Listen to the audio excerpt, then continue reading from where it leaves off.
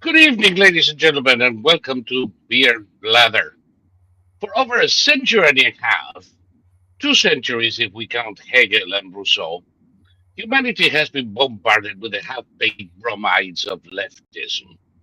A philosophy of ill-combined lies appeals to emotions and falsehoods written by rogues and followed by imbeciles. And so it is today.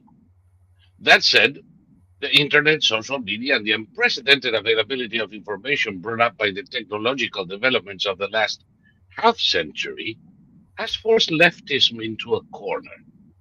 As their grotesque lies and crimes become more widely known, their minions have to resort to an ever more elaborate deception to keep the faithful in check. Sure, some cretins like Bernie Sanders and Alexandria Ocasio-Cortez still cling to the tired old slogans of fighting the oligarchy or some such nonsense. Except that the majority of the nincompoops out there no longer know what the oligarchy is. For the most part, leftism has turned into an amorphous collection of virtue signaling, feel good, nonsensical appeals to feelings and no more. We have arrived at the hippie on acid stage of an otherwise dead canard. Enjoy the last gurgles of a dying con. And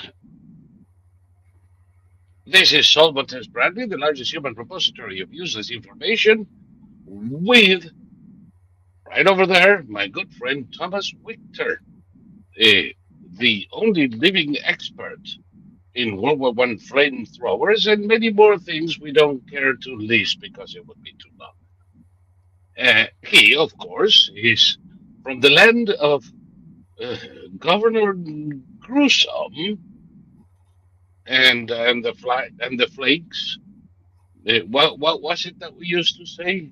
The land of nuts, flakes, and something else. But in any case, nut cases. And moi from my golden cage in Florida, ready to waste out a few hours of our time if you're willing to join us in such wonderful enterprise. Thomas, how are you doing?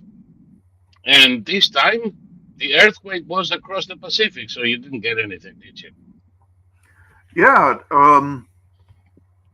I saw some pretty horrifying videos of Chinese built skyscrapers going down, and I thought two things. Number one, okay, I saw two videos of sloshing swimming pools 40, Oh 50 yeah, stories up. And in one case, there was a guy who was standing in the corner bracing himself against the glass, whatever you would call that, rail, fence, guardrail. guardrail. It's sheets of heavy duty sheets of Yep. glass. But in the other video I saw, the sloshing knocked some of those glass sheets off, and there were these inflatable rafts in the pool, and they went over the edge. And Yep. there were videos posted on Twitter that claimed that people in the pools were washed out and fell. Oh, Those bullshit. those are the inflatable rafts.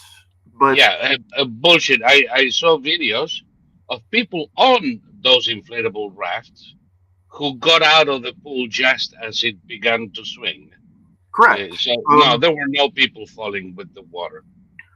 Well, I was on the 72nd floor of a skyscraper in Tokyo when a major earthquake hit, and I was shocked at the number of people who panicked and ran for the elevators. And I just sat there because I knew if anything happens, you know, you can ride the elevator. You can be in the elevator when you die, or you can just sit here when you die. Yeah, The it, building it, was it doesn't make a difference. the building was swinging. In some of the videos I saw from Bangkok, they were fixed cameras, and you could see that the building was Yep. swinging. And in the I was seated at the window. I can't remember the magnitude of this quake, but it was powerful. And 7.7. no, in my case, in Tokyo, Oh, years ago. And I was seated by the window, and I was looking at the ground, and then I was looking at the sky. I was looking at the ground. It later on, I spoke to an architect, and he said it was probably swinging a good 20 feet from side to yeah. side. And Well, most buildings are designed for that, so they can swing with the wind. exactly, because the wind is another problem. Yeah. But the poor Thais, Bangkok said Thailand, right? Yes, of course. Yes. So the poor Thais are using Chinese to build their skyscrapers, and at least two collapsed. One was under construction, but another one was it was an apartment building, and Yep. it also made me think of 9/11, where all those crazy people said that it was a controlled demolition. Every building in Bangkok that collapsed from the bottom up. Yep. Collapse pretty much. Looking at the videos is marginally different than the 9/11 collapse of the World Trade Center. Well, the World Trade Center collapsed from the top down, Right. And these guys, the bottom broke, yes. and then fell, and it broke, and it fell, and it broke. So in 9/11, it was the top floors that were, because it was a different type of construction. They were hanging floors. Right, and you could see the intact top riding the right in the wave way to the ground in Bangkok. And I mean, we're not going to know the death toll for a long time, but no, there are people trapped. Yeah, there's people trapped, and a lot of them aren't going to be saved because you're going to have to shoot. The brother-in-law of a friend of mine that I had dinner with tonight was at the Intercontinental in Bangkok, which is that building with a pool top, and he was telling some horrible things. You could hear the screams from some of the buildings. Yeah, I mean, some of the buildings that collapsed were full of people. The building that was under construction was full of construction workers. Yes.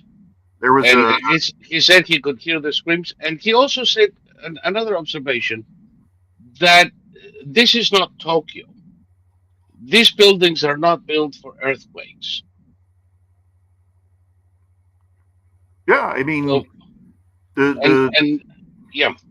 the Chinese buildings that collapsed were advertised as being earthquake proof. Yeah, we could see that. And even though the earthquake wasn't in Bangkok, it was in Myanmar. Mm-hmm. But still, it hit him pretty wild. It was only a 6.6 that hit Bangkok, as opposed to the 7.7 that hit Myanmar. I was in Tokyo for 5 years, and I can't count the number of earthquakes that hit. And every single time, the last apartment I lived in, there must have been 3 different earthquakes, major earthquakes that hit. And it was as if the building turned to rubber, and you saw the building next door getting close and going away and this was all engineered. It was all engineered to do that. And after the earthquake, there was no damage. So the buildings were engineered with movable parts, literally. Yep. Literally, same as the airport. The airport is a fascinating thing, with different blocks of the airport built completely separately. On the only way I can say it is on shocks. Yeah, they're enormous springs. On springs, and they move like this. Mm-hmm. And then when everything quiets, just go back to its place. Maybe a few panes of glass are broken, but that's about it. I saw a video of the 2011 earthquake, and following tsunami, and it was taken at one of the airports. I don't think it was not Narita. Narita. I think it was a different one. Yeah. But that was the most violent earthquake I've ever seen. The footage was absolutely incredible, and it was amazing because the guy filming it remained standing. He was at a booth in a restaurant, and he stood up to film it, and the tsunami followed in less than 5 minutes, and basically everybody who was out on the tarmac had to run as fast as they could to get up in the raised building to escape the tsunami. And then when the tsunami came in, it was sweeping away those tow vehicles that tow aircraft and all of that. So really amazing stuff. And that sort of there will be an earthquake here in California that will demolish everything. And hopefully I'll be gone before it hits, because it won't be the earthquake that'll be the major problem. It'll be the aftermath. Because we're going to have no water, we're going to have no gas, we're going to have no electricity. And well, as it is, you're out of water and electricity often enough without a without exactly. And earthquake. I don't know if I've told this before. My father bought a generator, and his idea was to hook up. We own 3 houses in a row, and his idea was to hook up the 3 houses so we'd have electricity. And I said, what do you suppose is going to happen when everybody in the entire valley is without electricity and we've got 3 houses with lights? What do you suppose is going to happen to all these people? What do you suppose they're going to do? No, you might as well paint the target on the door. Well, his face fell. He said, well, I'll stand guard with a baseball bat. And it's like, a baseball bat isn't... That's when I started buying firearms, because I realized nothing was going to turn him from his idea of having the only electricity in the valley. So it was like, okay, now I'm going to have to start buying, semi-automatic rifles. And Remember the Alamo. It never happened, but it could happen any day. I have a 3-month supply of food and water, and I have my firearms, but I'm not going to have any lights on. I'm not going to do anything to draw attention to myself. Right. Because there's going to be people roaming. They're going to be roaming and looking for food, and other things. They're going to be looking for for women. They're going to be looking for women. Plenty of those in California. What's going to be really bad, and we will be completely on our own for at least a week, probably longer, knowing California. And if anybody, it'll be like the fires. The mayor's defense in the case of the wildfires is say, you can't criticize me because we need unity right now. And it's like, what do the two have to do with each other? You deserve a lot of criticism. You deserve endless criticism, as does the governor, as does everybody who runs the county. And to hell with unity. What does that even mean? Nothing. We were talking about the leftist bromides. That is one. Well, okay, we were talking about some alleged stand-up comedian who used to work for the Young Turks, TYT, who she got fired for 2 things. I found out she got fired for calling Cenk Uygur, who's basically the president of the network. She called him a bitch because he's talking to conservatives. And then she also attacked Anna Kasparian for criticizing Mayor Bass. You're not allowed to criticize Mayor Bass because Mayor Bass is a black woman, and that puts her above criticism regardless of what she does. And so they Let, said, let, let me make a note of that for the future. well, I mean, this is so infantile. This is so infantile. This is a white woman saying that black people can't be criticized because they can't take it, you know, and black women can't be criticized because they can't take it. And if that isn't racist, I don't know what is. You know, I mean, I don't know. Try to criticize the lady here and see what happens. I don't want to be in the neighborhood when that happens. Try to criticize any of the women in my wife's family. Uh, if it is, constructive criticism, that happens all the time. No big deal. But try to pile on them and see what happens. They're gonna cut you like a salami with their nails. They can take it. They can dish it out as well. I, I don't know what kind of not quite so soft racism moves the leftist to assume that black women are so fragile. well, it's that weird thing that I started noticing maybe 20 years ago. I'm a strong, independent woman who can do anything, and don't criticize me because I'm just a girl. That Nancy Pelosi used to do that. Yes, She was the first speaker of the House, and she was a strong, independent woman. And whenever she was criticized, she would say, "You're only criticizing me because I'm a woman." And um, it was like, "But you're a strong, independent woman. Why can't you take criticism?" And the answer was, "Shut up. That's why." right.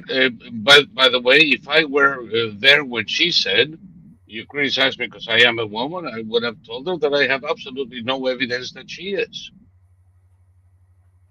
Well, I just this whole notion that people, well, okay, basically the main problem with leftism now is white women.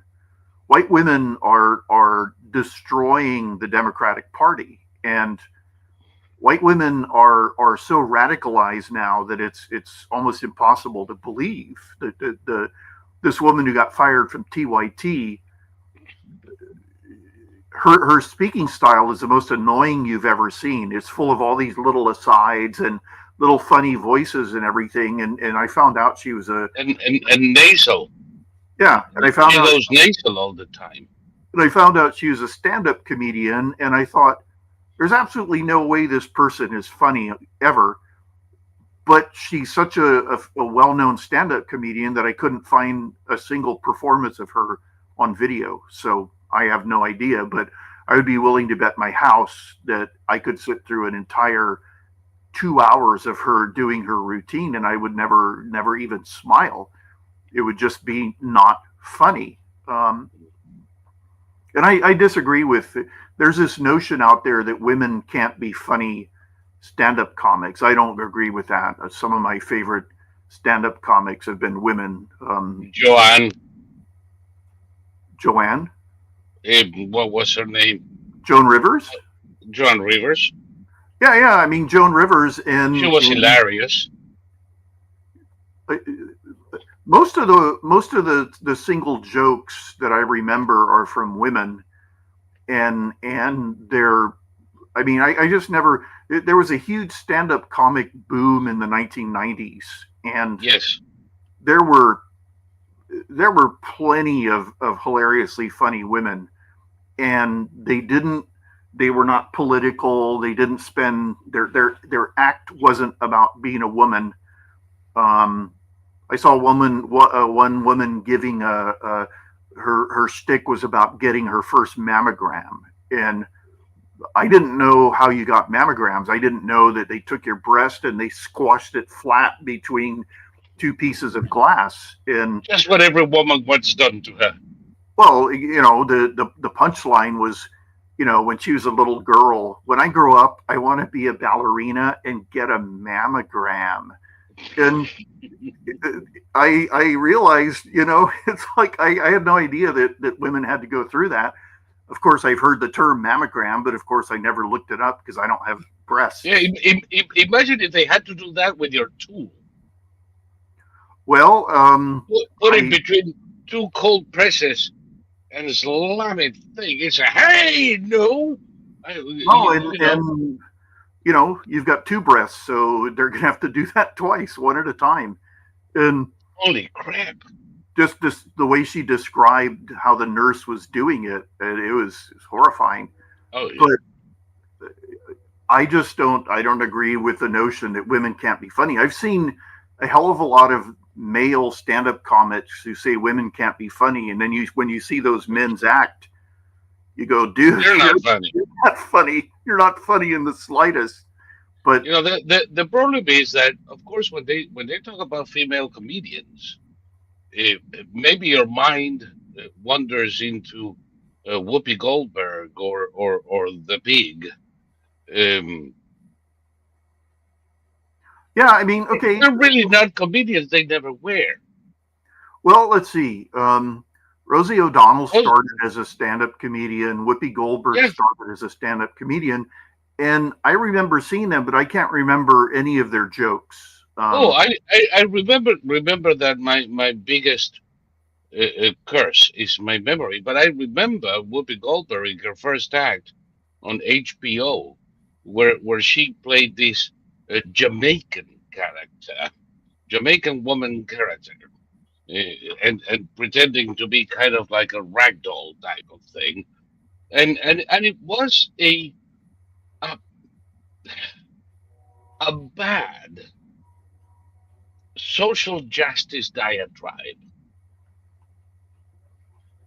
Well, that wasn't comedy. Would you remember that Jamaicans were really hot in like the 80s and 90s, where everybody was doing a Jamaican accent and everything, and it was so tiresome. It was just so frigging tiresome. It's like, oh, more Jamaicans, and everybody was imitating Jamaicans. And hey, Mom.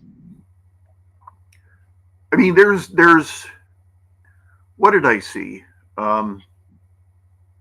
I saw a Jamaican immigrant who was a highway patrol officer, and he pulled over somebody, and it was a car full of hostile drunks, so he had to call for backup, and they were pulled out of the car one by one, and the driver was a black guy, an American guy, and he was super hostile, and the cop had a Jamaican accent, and the driver said, "Speak English."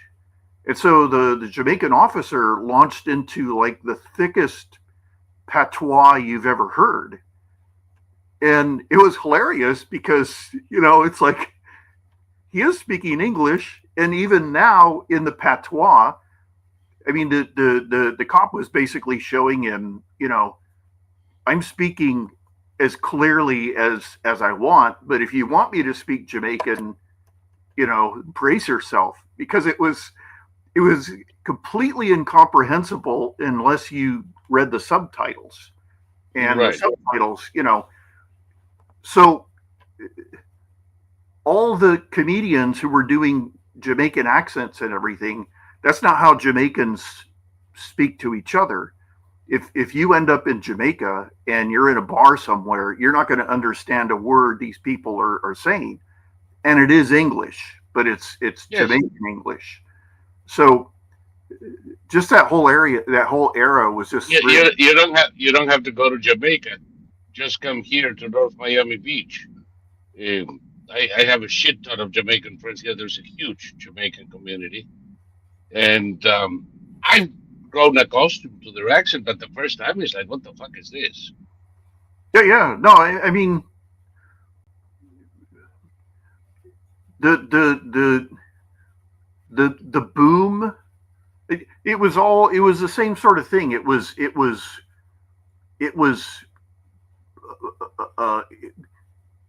was presenting Jamaicans as cute little pets, is what it was in the 80s. That's what Whoopi Goldberg did. Exactly. And and potheads, dreadlocks, all of that, Yeah, and that isn't all Jamaicans.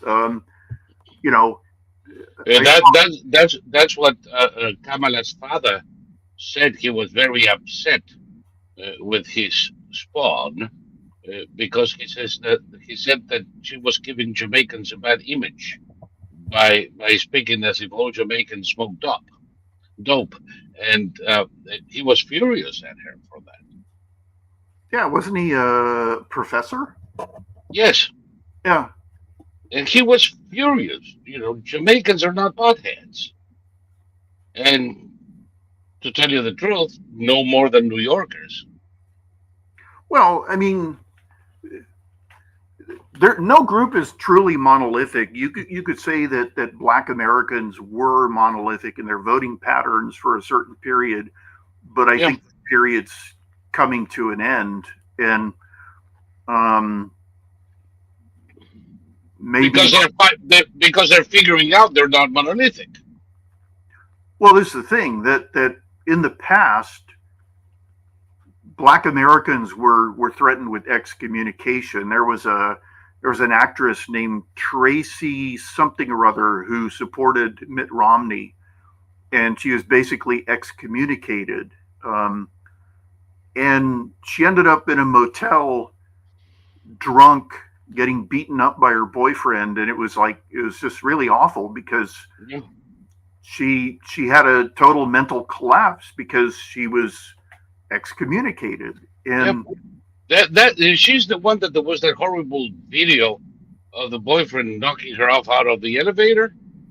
that was somebody else, but she did appear on a police body cam video, Oof. and all she was wearing was an oversized t-shirt, and she was drunk and crying, and Stacey Dash, that was her name. And Stacey Dash, was a very intelligent, bright woman, and she came out in support of Mitt Romney, and she was absolutely excoriated and called every name in the book. And it's really funny because Jasmine Crockett went in the other direction. Stacey Dash spoke standard American English. Yep. Jasmine Crockett was raised to speak standard American English, and then she put on a fake ghetto persona, and she's become as ghetto as you can get, and it's all fake. It's like She's like the white woman in the airplane translating jive. yeah, exactly. And Totally. this is this is this is how American blacks have traditionally kept themselves down. Um, you're not an authentic American black unless you're ghetto, and if you adopt that as a community, as a group, the Ku Klux Klan can just sit back because you're doing their work for them. You're doing their job. Yes. What was the name of the singer? Whitney something or other. Houston. Pardon me? Whitney Houston. Whitney Houston. Whitney Houston had an exceptional voice, and she was accused of being too white.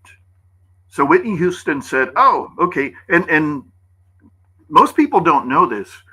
Whitney Houston was raised in what can only be described as an animalistic house, where it was as grotesque as you could imagine. She overcame it, and then she said, "Oh, okay, you want me to be black? I'll be black." So she married a drug addict. She became a drug addict herself. She boiled herself to death in a bathtub because she was knocked out from drugs. She ruined her voice. She and her husband started engaging in fisticuffs. I mean, she became a stereotype, and she started speaking in a ghetto style that she had worked very hard to overcome. They had a reality show where it was Whitney in decay, and I always wondered, after she boiled herself to death, were all the people who called her too white, were they happy now? Yeah, they probably were. Wasn't she Dionne Warwick's Niece. niece? Exactly. Yeah. Because when you think, if there was anybody in this world that should have come into this world in a position of, if not of privilege, of comfort, uh, Dionne Warwick's niece, singing beautifully like she did, she should have had a charmed life. Well, look at Dionne Warwick. She's mostly known for one song, and she now repudiates that song because it's too white. And What it's like, do you get when you fall in love? no. Do you know the way to San Jose? Do you know the way to the? Yep, that's another one. Yeah, and it was written by Burt Bacharach, I think. Yep. But if you're going to do the Klan's job for them and keep everybody down by I remember seeing a rap video years ago, and it was about some rap star who his girlfriend took him to this upscale restaurant to meet her upscale parents, and he was dressed in, like, thug clothes. And so he ordered a bucket of fried chicken to be delivered to this table, and it was just really depressing, because it was, well, this sort of, I saw a series of videos about pepper spray being used and how effective pepper spray is, and there was some road rage incident, and it was between two carloads of black people, and the car in front, it stopped, and the passenger got out of the front seat, and he had a little, like, bag. He was reaching into the bag, sort of indicating that he had a pistol, and he was holding his crotch with the other hand. The crotch holding is entirely instinctual now. Like he's, if you ever see black people about to have a fight, they pull up their pants.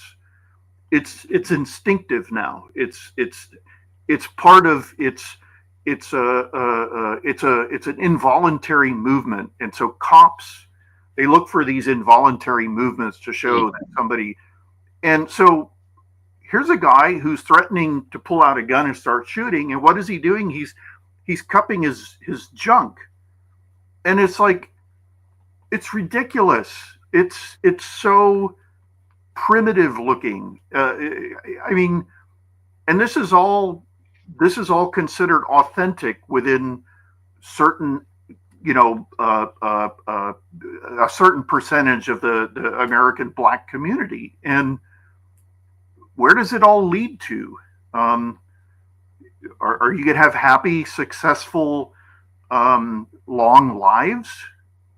Really? I don't think so. No, and never mind meaningful lives. I'm still I'm still held up with the pant thing. I With the mean, what? these guys, the pants thing. Mm-hmm. These guys who wear no belts in sympathy with their brethren in jail, That's it.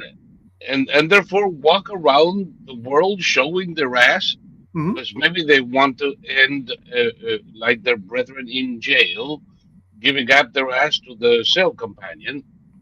Eh, of course, when they're going to fight now, they have to pull up their pants, because otherwise they trip on their own. This is so ridiculous. It's like life is becoming part of itself. This is comedy. It's comedy, and it's a celebration of negativity. Like when going to jail is a rite of passage. I mean, that's just pathetic. Yeah, I watch these videos, and I mean, okay, I've been pulled over by cops. I was pulled over by Oh, the Department of Public Safety in Texas. And these guys, I had the cruise control set. I was not doing, however many miles over the speed limit they said, but fine. I had a California license plate. At the time, I had a ponytail. I was driving a Crown Victoria. I clicked all the boxes. And they came up to the car. They had their hands on the butts of their guns. I rolled down all the windows, took the keys out of the ignition, put it on the dashboard, put both hands on the steering wheel. They wanted to know if they could search the car. Fine. And it was my father's car. The insurance was expired. They could have thrown me in jail, but they gave me a written warning because I had been so cooperative, and that written warning was a get out of jail free card. For 24 hours. Exactly. And I can't imagine it being part of your culture to get into a big screaming fight with a cop, end up on face down on the ground with a dog pile of cops on you, and then get arrested, and then getting put in the back of a car and beat your head against the wall in front of you, and go to jail and start racking up the felonies. I don't understand it. No, I don't. And anybody who antagonizes police on duty is a fucking moron. There is no other word for them. They might as well enter jail themselves, lock themselves from the inside, and stay there the rest of their lives. Well, it's not. I mean, I don't believe in cutting people slack when this has been going on for decades now. It started in the 1950s. Black Americans and white Americans were almost on parity in terms of so many things. And then we had the advent of the Great Society movement that was the government trying to turn Black Americans into slave voters. And the creation of the city ghettos. It worked. Karen Bass, they've said that Pacific Palisades will be rebuilt with low-income housing. Yeah, they want to turn it into a ghetto. Exactly. And with a view. A ghetto with a view. And, they're talking high-rise apartments that will block the view of the people who paid millions for their house. And there's no way to stop this. The state is going to do it. And this is... They deserve it. I'm sorry, but they deserve it. Well, this is the thing that nobody deserves to lose everything they own, but these are all leftist voters. I mean, James Woods isn't, and he lives in Pacific Palisades, but it's they're going to end up. I mean, California is just going to keep going down the drain. We now have a third of the country's welfare cases. Yeah, and the bankrupt state. Take a look at tuberculosis. Well, we had a case of rabies here in Los Angeles. Mm-hmm. So every ancient disease is coming back. We've got a third of the welfare cases. We're importing illegals and paying for absolutely everything for them, to the point where the state is having to borrow billions to continue paying for this. The people in Pacific Palisades, a conservative estimate for their rebuilding time is 10 years. It's going to take them 10 years to get through the permitting process. Oh, here we go. Couple for about a week, every night at around midnight, I started smelling what smelled like burnt rubber, burnt tires. Ooh. Turns out the county has been secretly dumping toxic earth from the Eaton file somewhere, wherever they can find it, wherever they can find open air. Wherever they can find some open space. Exactly. And the arsenic count, a normal arsenic count is something like 0.5 per 100,000. And this was, I think they said it was 4 per 100,000. And so it's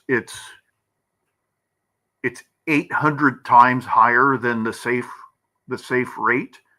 Also, they're dumping toxic mold spores that have been in the ground for a century. Yeah. So the spores are blowing around in the wind, and when the first rain comes, all these spores are going to bloom, and everybody's going to have toxic mold in their house. Well, the answer, my friend, is blowing in the wind then. The answer, I mean, there's no answer for California. The answer is to get the hell out of California. Yeah, Delaney is recommending that to you. He says that it sounds like Cabrini Green on the Pacific. Get the hell out of there. Yeah. I mean, as soon as I can, I'm. It's all up to my brother. My brother is in charge of tying up all the loose ends, and he's not known for getting things done in a timely fashion. So, No. I could technically move, and this place would remain uninhabited, this house, but you don't want to do that. You get squatters almost instantly. I was going to say, if you're going to do that, you have to build brick walls where the doors are and windows. No, it's Cement blocks. Exactly. But yeah, I mean, that's the state. I think I told you, I was listening to the radio, and there were all these local radio and TV personalities talking about when any outsider criticizes California, specifically the California government, these people all admitted to circling the wagons and protecting the government from criticism. Yeah. And it's like, you are perfectly conditioned slaves. You are perfectly conditioned slaves, because when the government is secretly dumping toxic waste, they got caught. That's how we know about this. They're secretly dumping toxic waste near your house, and an outsider criticizes that, and then you jump up to defend Gavin Newsom, who doesn't care whether you live or die, and you're defending him. You're in love with him. There are things. Every now and then I see a son of a bitch with some degree of success, and I can understand why people fall for the con. They have a sweet tongue. They can talk an Orthodox Jew into eating a prosciutto sandwich. But Newsom is none of the above. He's a fucking imbecile. He comes across as a deranged lunatic and narcissistic moron. And as we saw a couple of weeks ago with a video with his hand language and how he explains everything so that you understand what he's saying. The guy's a fucking lunatic. How can anybody like that thing? Well, I saw a documentary today on 3 unknown cults, and I hadn't heard of 2 of them, but I had heard of the third one. It's called the Mother of God cult. In the Mother of God cult, it was some woman named Amy Carlson. And Amy Carlson started a cult in which she simply announced that she was the mother of Christ. She was everything. Amy Carlson would lie on her bed smoking and getting drunk and bad mouthing her cult followers for giving her the wrong ravioli, and screaming like a barfly in this ravaged voice. I mean, she had nothing going for her whatsoever. And then for whatever reason, she decided to starve herself to death. she started taking colloidal silver. So she ended up with her skin color was literally leaden gray. She looked like a woman. She looked like a mummy made of gray of lead. And then she died. So they wrapped her in Christmas lights and they hung about 20,000 little tree, those pine tree air scent. You know, you see them in cars. You hang them from the mirror. It's shaped like a pine tree, and it provides a pine tree scent. There we go. Yeah, look at her with her little. Proud. What a freaking lunatic she was. Well, she ended up dead, the color of lead, and they worshipped her in this room where she had rotted. And finally, I guess somehow the cops were called or whatever, and she died of a natural death because she'd starved her and drank and smoked and poisoned herself with colloidal silver, and no charges were filed because they couldn't actually find a crime. But this was a screaming alcoholic hag, and she had a cult. Well, look up. Yeah, that's her in the middle. She's. Yeah. You can see the booze in her face. Yeah, look up. Look up.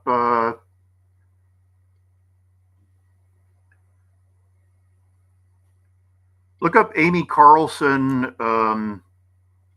Amy Carlson colloidal silver or something like that. Yeah, she died in Colorado, right? Yeah. She died. I mean, Californians are cultists. They put up with stuff the way Amy Carlson's cult put up with it. Californians call Trump supporters cultists, but we're not cultists. Trump's own supporters criticize him constantly. He's not doing enough. He needs to fire this person. He needs to fire that person. Nobody in California ever says anything like that about Gavin Newsom. God. Cause of death released for cult leader found mummified, without eyes, and wrapped in Christmas lights. Yeah, I don't know why they pulled her eyes out. Maybe. So I don't know. So she could keep looking at stuff on Earth later. Well, they pushed out. They didn't show you any pictures of her. Jesus. Wait, go down. Last year, Carlson told the Dr. Phil show. Click that link there. Last year, maybe they'll show a picture of her on the Dr. Phil show.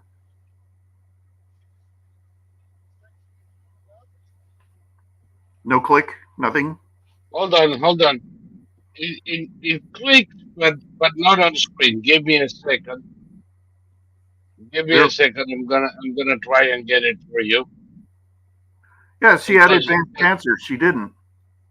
Oh, this you're gonna love. Hold on.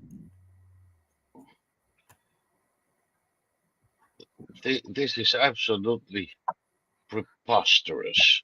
Yeah.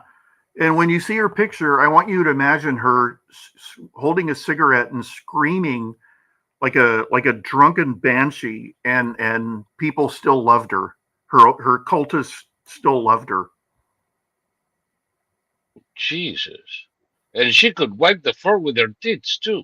Liars, and Mom's going to be sharing the whole truth.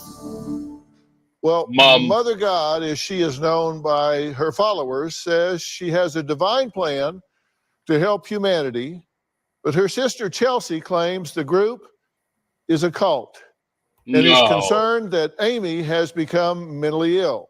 Chelsea says 14 years ago, Amy left her own family, including her young children, to join a man she called Father God and is now brainwashing members. Now, Mother God says she can do surgery with her hands, talk to the dead, and has reincarnated more than 500 times. Yeah, she was Okay. And she is a cult leader because her sister says so. She was 900,000 years old, and Mm. that tiara, you can tell that's Her that's the family fears not Yeah, no, let me see if only I for get. her safety, but the safety of all of the followers. Take a look. Who cares? I believe that my daughter Amy is the leader of a cult. Growing up, my sister Amy was very sweet. She got good grades. Amy didn't show any signs of acting different. Amy was married 3 times by the time she was in her early 20s. Okay. Now, that's a red flag, honey. I was going to say, looking at her family, I'm not surprised what came out of it. Well, in those photos, Amy had what's called a flatness of affect, which is Yep. generally a sign of pretty severe mental illness. Same as Governor Newsom, incidentally. See, a cult leader can do whatever they want. It's the cultists, the cult followers, who are the ones like okay, Amy Carlson. Let's say she's completely off her rocker. Fine, people go off their rocker, but the cult followers who stand there and bow their head as she's screaming at them in this ragged barfly voice that they gave her the wrong ravioli. I mean, why are you putting up with that? Why are you putting up with Governor Newsom dumping toxic dirt all over your head? Well, because they're children of rigor. They are accustomed to that. They seek for that. They cannot conceive of having to make decisions in life. It sure seems that way. They want a paternalistic figure deciding for them, resolving all the problems, and that way they can have a life free of conflict. These are people who have been deballed long before they meet the guru. Well, I saw a police body cam video today. A woman gave birth, and her baby father showed up. He had a giant can of malt liquor, and she said later that when he drank, he first got sentimental, and then he would get filled with rage. So she introduced him to his new son, and he cried, and then he accused her of being unfaithful, and he started looking through the closets in the hospital room to see if there were any men hiding in there. Don't ask me. So a nurse came in and he shot her and killed her instantly. And then he just fired randomly out into the hallway and killed another nurse. So this hospital, wherever the hell it was, had its own police department. So obviously there's some issue with the hospital. So the cops show up, they've got their rifles and everything, and the nutcase comes out the door. They shoot him once. So he goes back in and he's now bleeding profusely. And the woman starts screaming at the cops, "Don't kill him, don't shoot him, please, please, don't kill him, don't kill him." And they eventually arrest him, and she's hysterical because she is terrified that her piece of shit double murderer baby father is going to be killed by the police. And he ended up getting, he survived, and he ended up getting sentenced to, I think it was 98 years in prison or something. Probably out in 3. Well, it is in California. He's up for parole in 80 years. So, but I was just, please don't kill him. Please don't hurt him. It's like he just murdered 2 nurses right in front of her, and all she can think about is him. And he had pistol whipped her as he was demanding to know where her. And they got to put her behind bars too. She had big tattoos on her neck and just looked like just your typical trash. Refuge. Yeah, and California is Californian voters It's full of those characters, by the way. What's that? California is full of those characters. Well, there's the thing that Californian voters want to be in hospitals where baby daddies are firing pistols. They want that. They're like Europeans who went from starting world wars to becoming people who refuse to even defend themselves. Well, that's how they start the world wars. Well, think about that for a second. That is how all the world wars started. With a bunch of countries that weren't willing to defend themselves. Yeah, I mean, the British essentially gave Hitler the green light to do whatever he wanted, and then when it was clear that he was not going to stop, then they reluctantly went to war against him. But first, they got pushed all the way to Dunkirk, and they had no way of evacuating their troops. So all this entire and they went to war only after Hitler joined the Soviet Union to rape Poland. Yeah. Because up until that moment, it was okie dokie.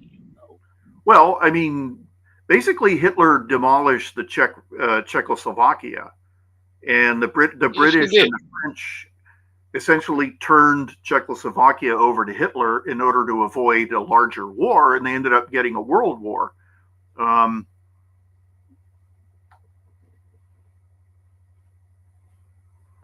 So it's Europeans. We have nothing to learn from the Europeans. No. I saw no. There's some poor Irish woman who's got a brain tumor, and she's on YouTube, and she's chronicling her brain tumor journey, and she's very upset and emotional, and she went from Europe to Canada and back. She goes from Canada to Europe. The doctors can't identify the brain tumor, and they told her, the doctor she goes to told her not to get a second opinion, and he said, "You will die in 11 years." I mean, is he a witch doctor? What are you doing?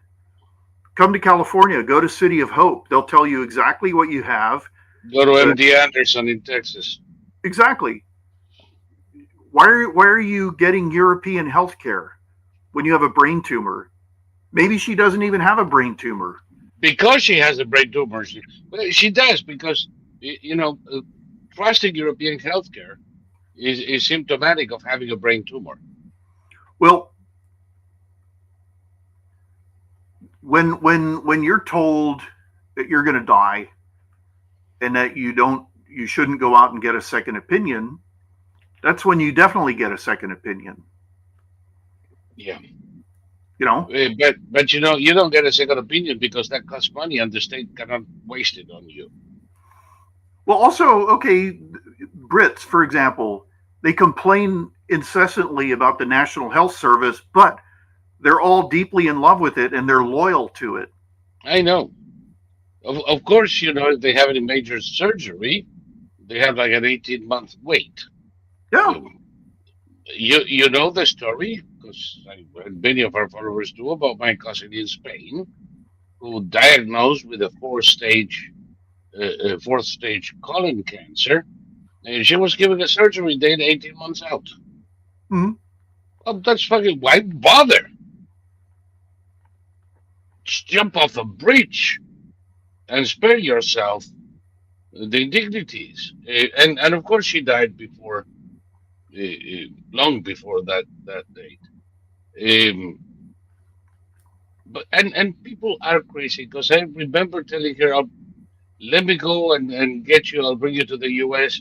No, because we have the best doctors here in Spain. Yeah. Really? So I never had any issues. I never had to go to the Norwegian hospital system, but my sister had appendicitis. They didn't have enough rooms, so she was in a bed in the hallway. And then my father had a nasal hemorrhage, and he had to stay for over a week in the hospital. And they gave him one set of sheets, which they never changed. So we would bring him clean sheets. They gave him one hospital gown, which they never changed. So we brought him a bathrobe and underwear and all of that. And they cauterized the vein or the artery in his nose, but they caused infection. He had a sinus infection.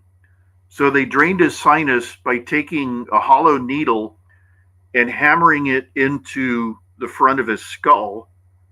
No anesthesia, and whatever was in his sinus came out through the hollow needle.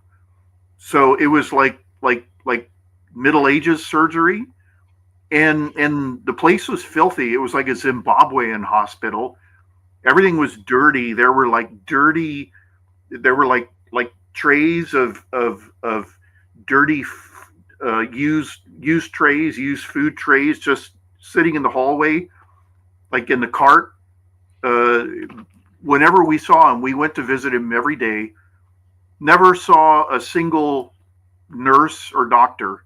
It was like these patients were in an empty hospital. So, you can... Viking medicine. Yeah. No, you can rave all you want about the European healthcare system. I've seen up close people who've experienced it. Yeah, I suffered it myself. I remember in 93, I think it was. I ended up in a hospital in Neuilly, in Paris. I had one of my first and most severe Meniere episodes, which literally caused me to pass out at the hotel. I was at the Concord Lafayette, and I passed out in the. I started not feeling well and feeling dizzy and vertigo. You know the symptoms. Hmm? And I said, I'm not feeling well. I'm going to the room to lay down. I never made it to the room. I passed out in the hallway, and I woke up at the hospital. What follows is a Charlie Chaplin movie of you remember the foul-smelling nurse.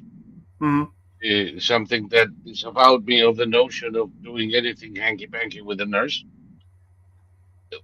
But the funniest thing was this head of gastroenterology at La Sorbonne, a short, stocky, mustachioed doctor who wanted to take me to the OR to take my appendix out. And I would say to him, but I don't feel any pain.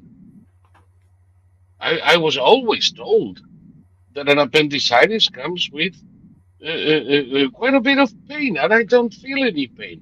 Well, sometimes it doesn't have any pain. It's a sneaky appendicitis. So you sign over here, we'll take you to the OR and take your appendix out.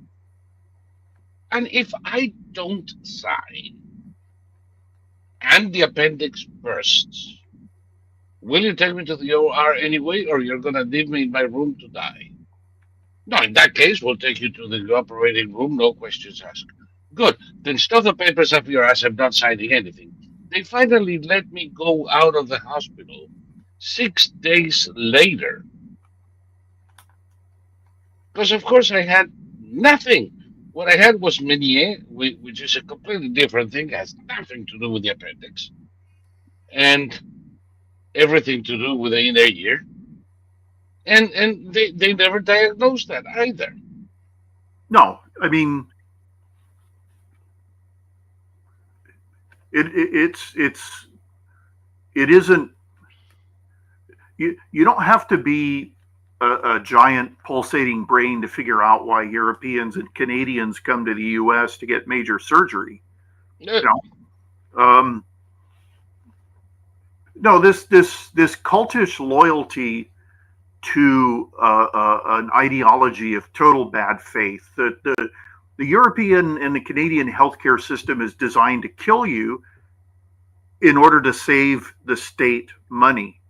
The money of and it saves the state money in keeping you alive for the cost of medicine in hospitals. It saves the state money in saving on your pension. Yeah, and Eh, Americans say that American healthcare is too expensive. Okay, no, it isn't. I it said it.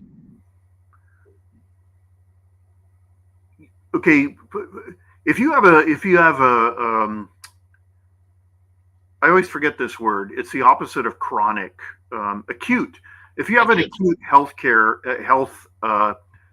issue, by law you have to be treated in an emergency room. If you show up at an emergency room, by law they have to treat you. Yes. Healthcare insurance is very high. If you have a full-time job, it's very likely that you'll get healthcare coverage. Yep. The alternative, going to universal healthcare, Obamacare has wreaked havoc on the American healthcare system. Yes. We now have a massive doctor shortage because of Obamacare, and Obamacare was designed to copy the British system or the European and Canadian. The European system. Obamacare wrecked. Obamacare destroyed healthcare for the middle class. Absolutely.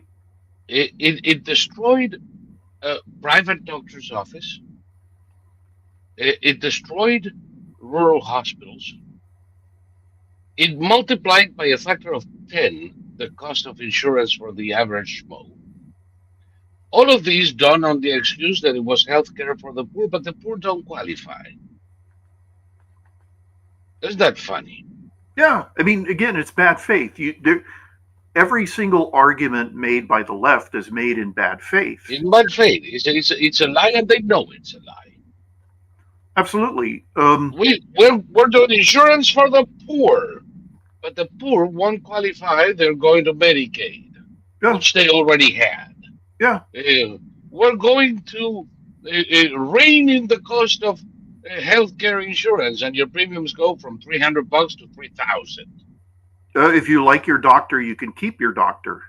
Yeah, up your ass, you can keep your doctor. No, my general practitioner, my main doctor, was forced into retirement because he couldn't bring his practice up to the arbitrary standards demanded by Obamacare. So absolutely, and you know, in Florida, all of the private practices have been bought by, I don't know, Humana. They're Convivia centers now, and that's it. Goodbye. And patients are directed to call centers in fucking Thailand, and to get any kind of service, it takes days. I see doctors in it's a general practitioner's clinic, and I basically can't see the same doctor twice. They get moved, they get shifted around. The service is called Emanate Healthcare. They buy hospitals. The treatment is good, but I've never seen the same doctor twice. And I did have one bad doctor who gave me very bad advice, and I thanked him for it, and then I just made another appointment with a different doctor. But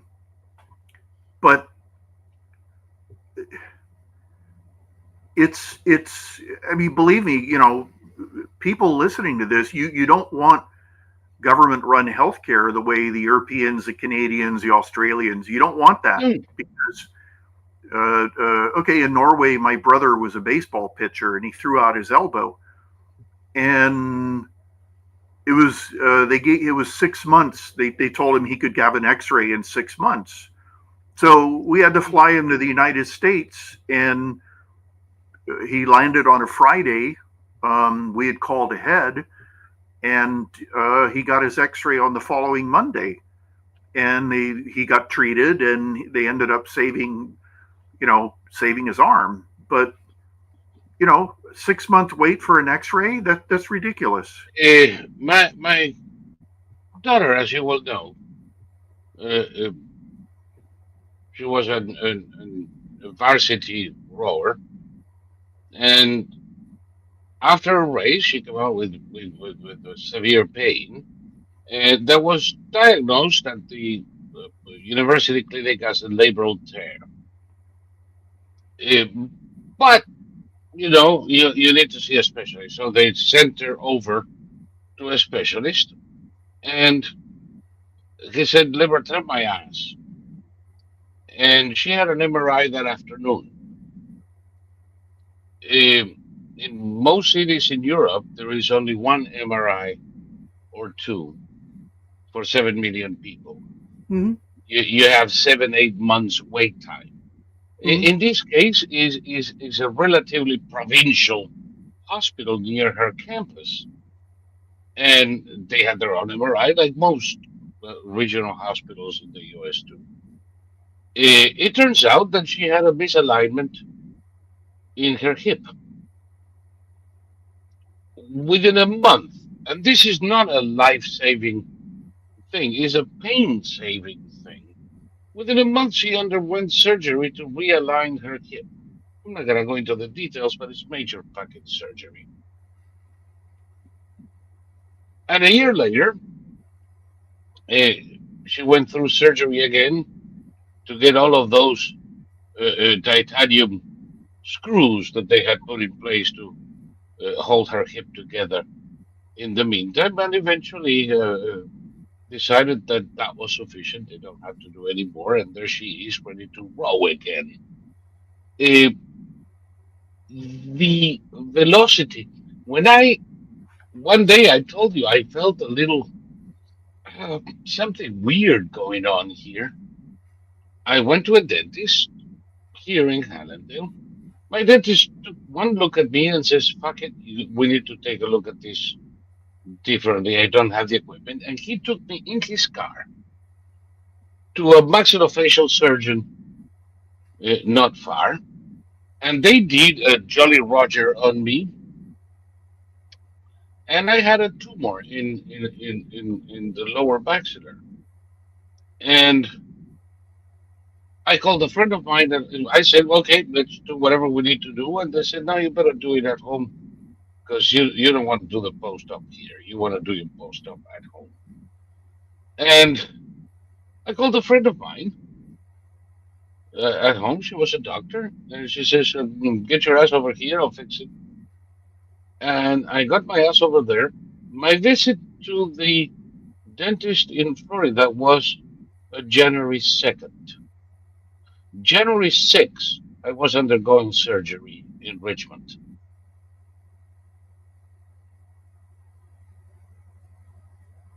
The result of the celerity with which they did this, and by the way, it was the mother of all post-ops. It was. I still have pain. I still have problems, uh, but I don't have a tumor and I don't have cancer anymore. I go every 2 years to get an MRI just to make sure it doesn't come back. Uh, but it's clean. The celerity with which the American health system reacts Well, is fascinating. overall outcomes in general in the United States are much better than they are in Europe, Canada, Australia, anywhere else.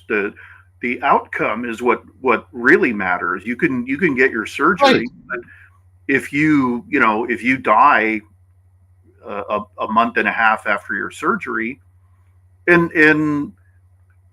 again, all of this is total bad faith. That you hear leftists arguing that we need to impose this system on us because it's better, and these are the same people who would never risk having major surgery in their own countries. They would Yes. come here, and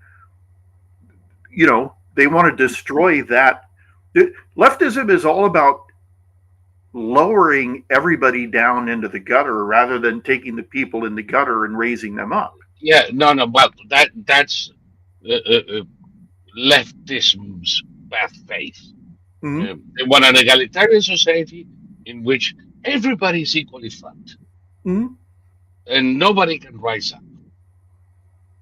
You just said something that I think is key to another bad faith argument from the left, and that is that the difference is in the outcome. The difference is in the successful interventions, in the successful treatments.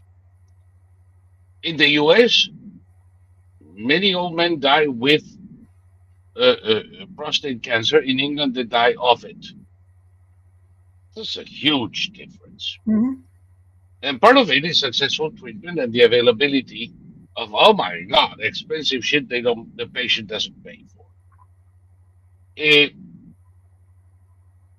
I notice how many on the left, including my favorite asshole, Robert F. Kennedy Jr., they speak as if longevity or life expectancy had anything to do with healthcare.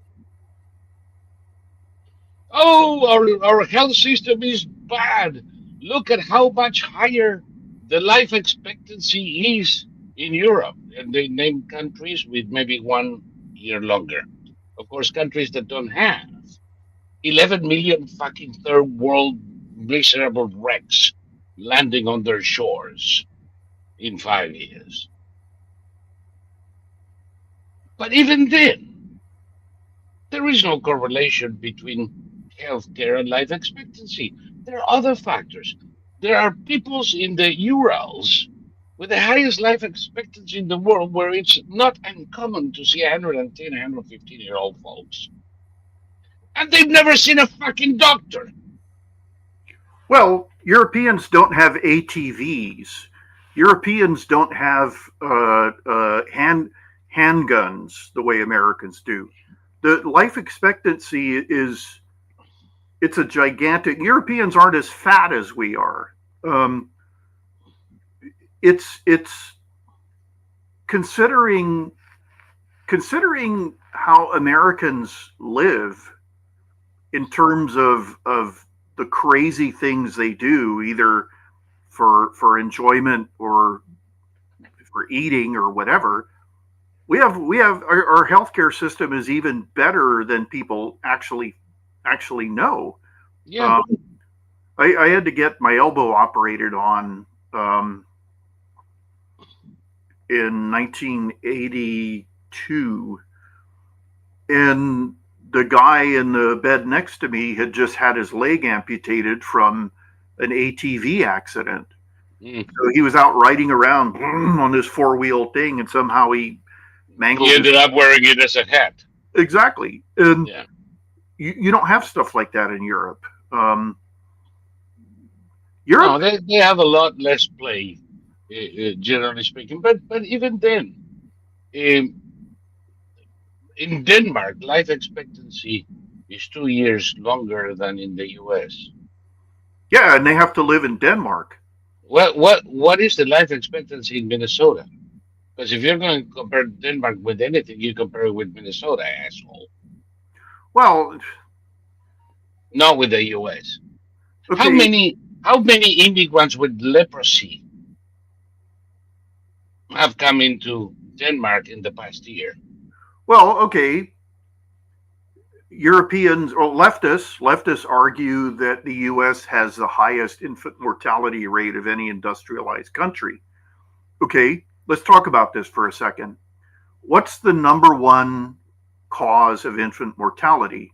The answer is teenage pregnancy. Yes. Who are the people with the highest rate of teenage pregnancy? Your neighbors. Illegal aliens. Yes. Your Millions- neighbors. Millions of illegal aliens have come into our country, and they've skewed the healthcare statistics. Yeah. So, The people coming into Europe are mostly from Muslim countries, and they don't have the same cultures as the people coming into our country. No, they're more likely to die at the hands of their brother than giving birth in a Yeah, teenage exactly. pregnancy. I want you to find me a pregnant teenage Muslim refugee in the UK. Right. She doesn't exist. She doesn't get there. Exactly. And if she does, she's going to show up in a dump. Exactly. So, again, it's bad faith. This is why we were talking about the ridiculousness of this alleged scandal where the so-called journalist from the Atlantic was included in a top secret chat about the attack on the Houthis, and the press has latched onto this, and they're not letting it go. And it's like the stupidest thing that you could ever imagine, because there was no classified information given. And as you pointed out, people are talking about the guy Goldberg. Jeff Goldberg, an asshole. Yeah, I mean he's a well-known hoaxer. Yes. They're talking about his integrity and not initially leaking that information. And as you pointed out, if he had any integrity, he would have instantly removed himself from the chat. Many folks watching don't know where I pointed it out. You think we should show it? Why not? Why not? Let's go over here. Okay, wait, before you show it, this is your appearance on Al Arabiya television. Yes. Al Arabiya is not Al Jazeera. It's owned by Mohammed bin Salman, and it's kind of like the anti-Al Jazeera. But even then, their English version is produced in London, where all the journalists and producers come from the London community of journalists, who are very much like your average CNN or MSLSD operator here. But there is no point getting upset. You're going to see, and people are going to see, how some of the questions are usually leading and trying to set the fact before my answer. But you see, what you do is you give the answer, and you go over the attempt of the journalist to condition the response. And with that, let's take a look at this. Let's go live to Washington now to speak to Sol Montes Bradley, Vice President of Communications for the Gold Institute for International Strategy. Thank you so much for joining me. The Trump team are still attempting to shift the blame. Vice President J.D. Vance has again doubled down on defense, claiming the journalists oversold the story. What do you make of these attacks on Jeffrey Goldberg? Did you see that? Yes. The attacks on Jeffrey Goldberg. Good evening. Glad to be here. Well, I don't see these as attacks on Jeffrey Goldberg, but a fairly accurate description of his career so far. And to state the facts is not necessarily an attack. As we've just heard, Mike Waltz has admitted responsibility for creating the group, and we are yet to determine whether the inclusion of Jeff Goldberg was an oversight or. By the way, take a look at the Chiron. The Atlantic release attack. Release attack. I can't read it now. Attack plans shared on Signal. Yeah, there was no such thing. No. Let's keep going. or whether it was done by a staffer on purpose. That we don't know yet. But in any case, that doesn't seem like an attack to me. Aren't the Trump administration lucky, though, in many ways, that Jeffrey Goldberg had some integrity and came forward and didn't release all of the details initially? He actually showed good journalist initiative in many people's opinions. Thomas, stop the presses. Let's have a day of thanksgiving for the integrity of left-wing journalists. Exactly. Well, if Jeff Goldberg had had any integrity, he would have taken himself out of the conversation when it was obvious he had nothing to do there. The fact that he tried to do a gotcha on the participants in that chat, who incidentally did not discuss any classified information, it speaks otherwise to his integrity. The fallout from the Signal group chat scandal doesn't appear to be going away. How damaging is this war plan leak to the Trump administration?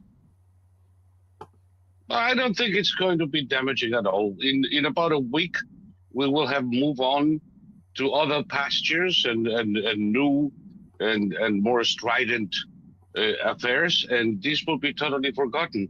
The one thing that nobody can change is that, well, some of the comments may have been sophomoric in this conversation. There was no actual classified information discussed, no methods, no weapons, no specifics. And the attacks went on as scheduled and were a total success. So this will blow over in the next news cycle, I'm afraid. New leaked messages show the US Defense Secretary detailing the Houthi strike plan in Signal. In the chat, we see times, we see dates, we see the weaponry. Actually, we don't, but we can get into that later. How would you classify the content of that chat? Do you think it's sensitive, top secret, or just sort of a chat between friends and the government almost?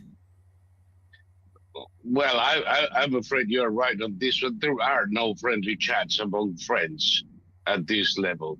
The content is sensitive, but not classified, and it's not specific. So sensitive but not classified puts it in a category where the harm is much less.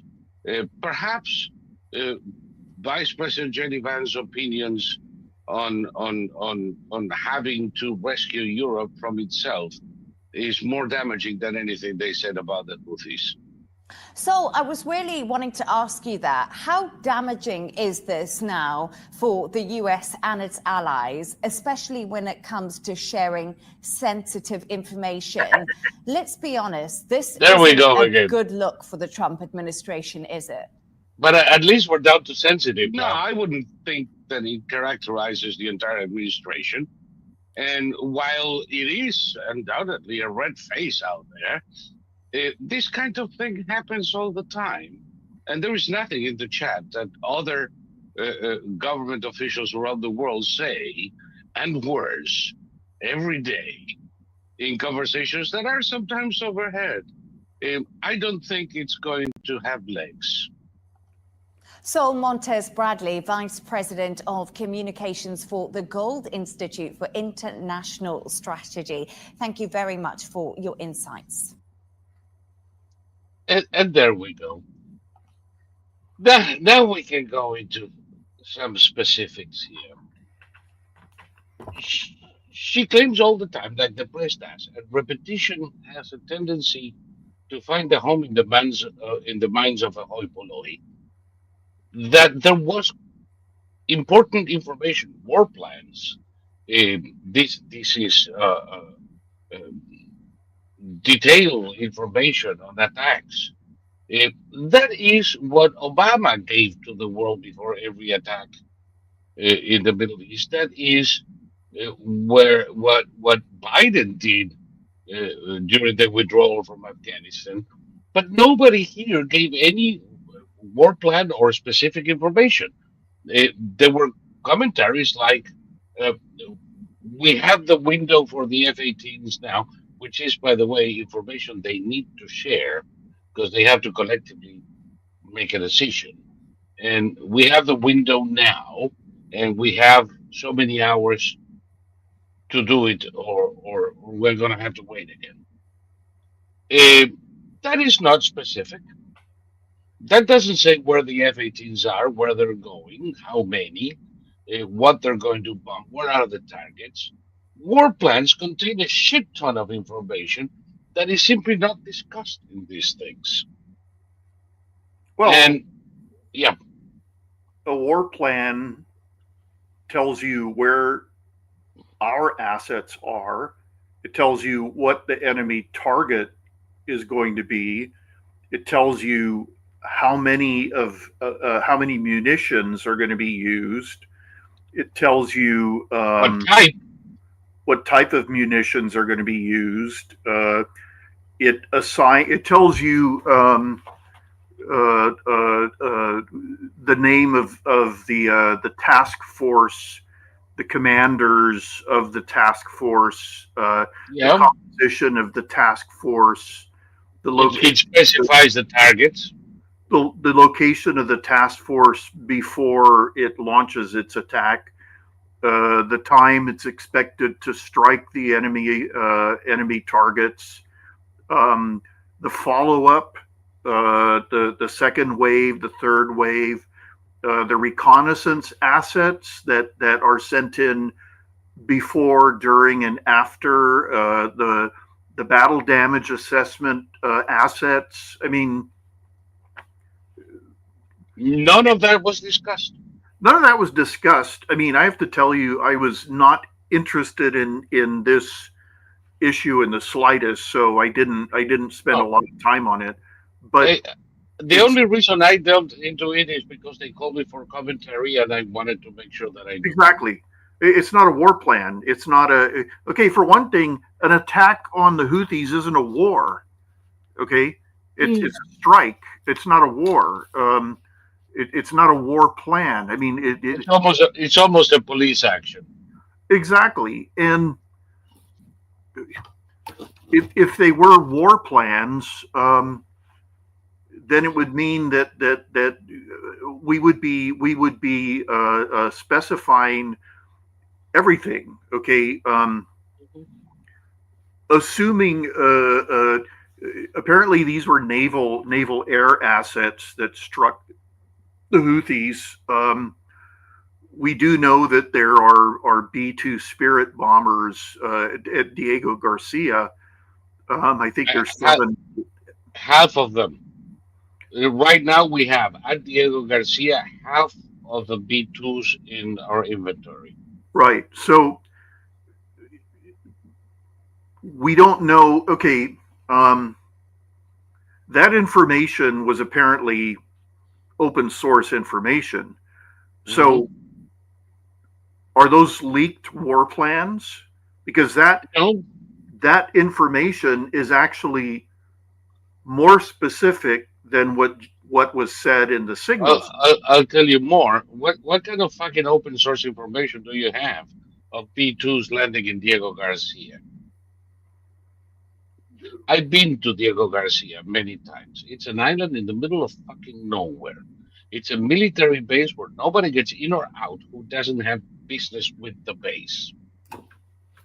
How can you get somebody filming the arrival of B-2s?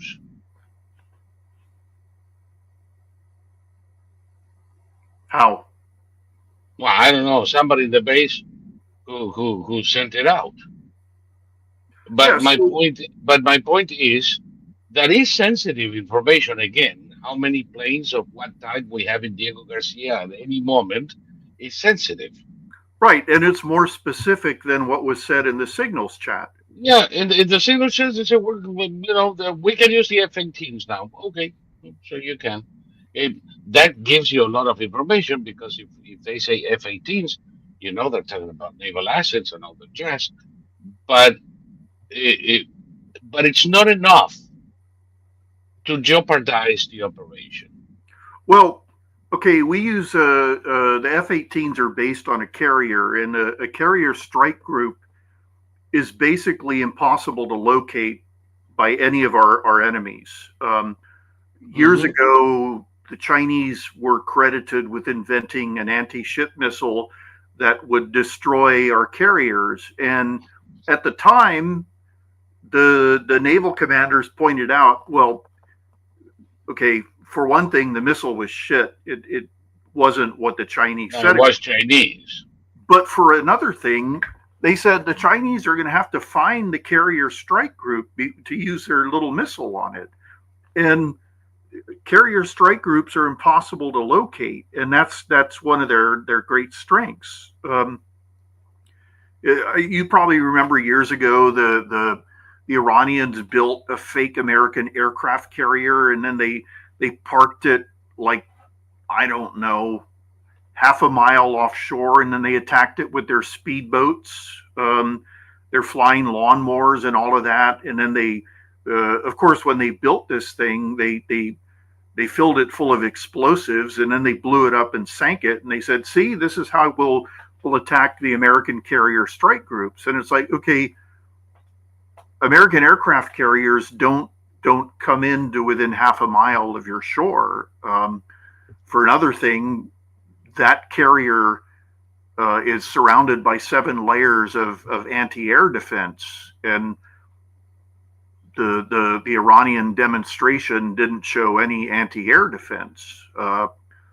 In fact, the Iranians did try using their speedboats in 1988 during Operation Praying Mantis, and we just dropped cluster munitions on them, and that was the end. The speedboats were wiped out, and they didn't come anywhere near any of our ships. So,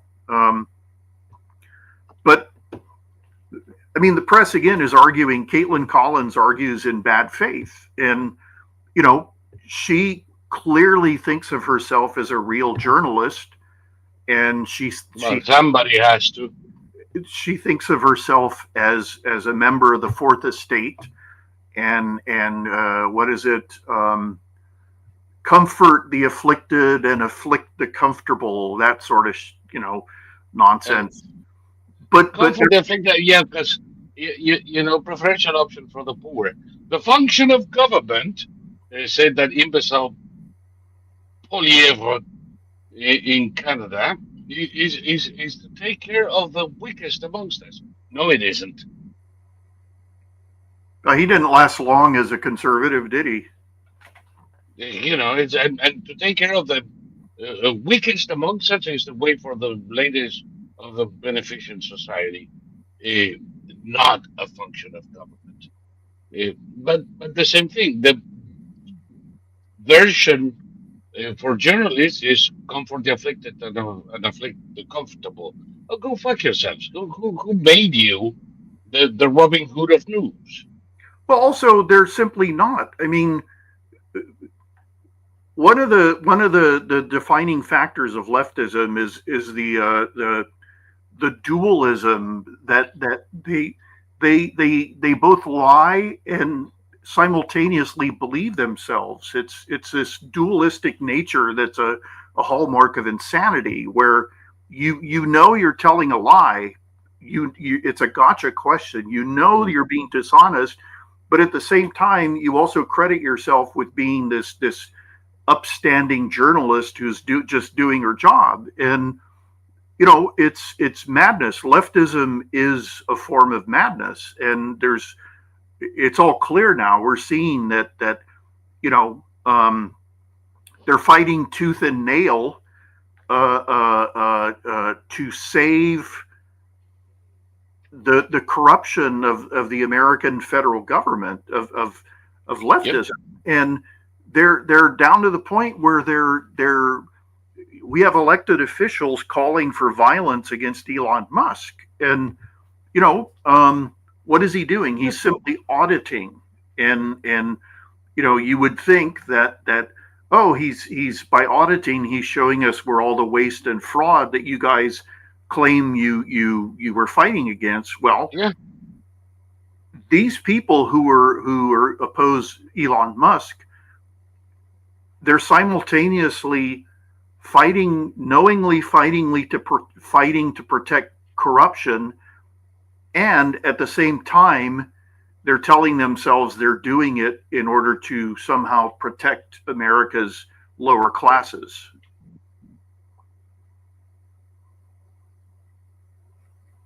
You are frozen. Saul has gone silent. There you are. Hello? Nope, you're frozen again. Well, I'm just going to talk until you come back. Yeah, so that dualism, when you are able to hold an idea and its opposite in your head simultaneously, it's a sign of terrible mental illness. Are you back with us? Yeah, wasn't Chuck Schumer the one threatening Justices Gorsuch and Kavanaugh in front of the freaking Supreme Court building not so long ago? Of course. Why is he not going to threaten a private citizen today? Well, I mean, you have Democrats arguing both that Trump is an absolutist tyrant and part of an oligarchy. Well, if you're an absolutist tyrant, then you don't allow an oligarchy to rule the country. It's just you. It's you. You're the first one to go after them. Exactly. Yeah, because they threaten your power. But these morons, I mean, this Margarita Baker from Westchester County, though she claims to be from the Bronx now, she wouldn't know oligarchy if you beat her with a dictionary. Well, back to that idiot who the Young Turks fired, she was very upset because in this day and age where we are fighting, as she put it, actual fascism, why are they picking on her for calling Chunk Uyghur a bitch? And it's like, okay, you believe, I know for a fact, she believes that Trump is a fascist, and at the same time, she knows that Trump isn't a fascist, because you can't have a federalist fascist. You can't have a fascist who's doing everything in his power to reduce the size of government and reduce the power of the federal government. Yeah, I'd love to see that kind of fascist. No, these people, and I do not believe that Chuck Schumer doesn't know what he's doing. I believe he does. I do not believe that Bernie Sanders doesn't know that he's lying. He has to. Mm-hmm. Ocasio-Cortez, I'll give her a pass. She's too stupid to know anyway. But most of these people know exactly what they're doing. They know when they are lying. They lie anyway. They are the ones who have the fascist policies. They are the ones who want to shove us their regulation to achieve an egalitarian society with social justice, which is fucking Mussolini's plan. They are it. Nobody else is a fascist in this country but them. And yet, they point at the guy who's trying to dismantle the fascist corporations, who just passed an executive order doing away with the collective bargaining of most of the federal government.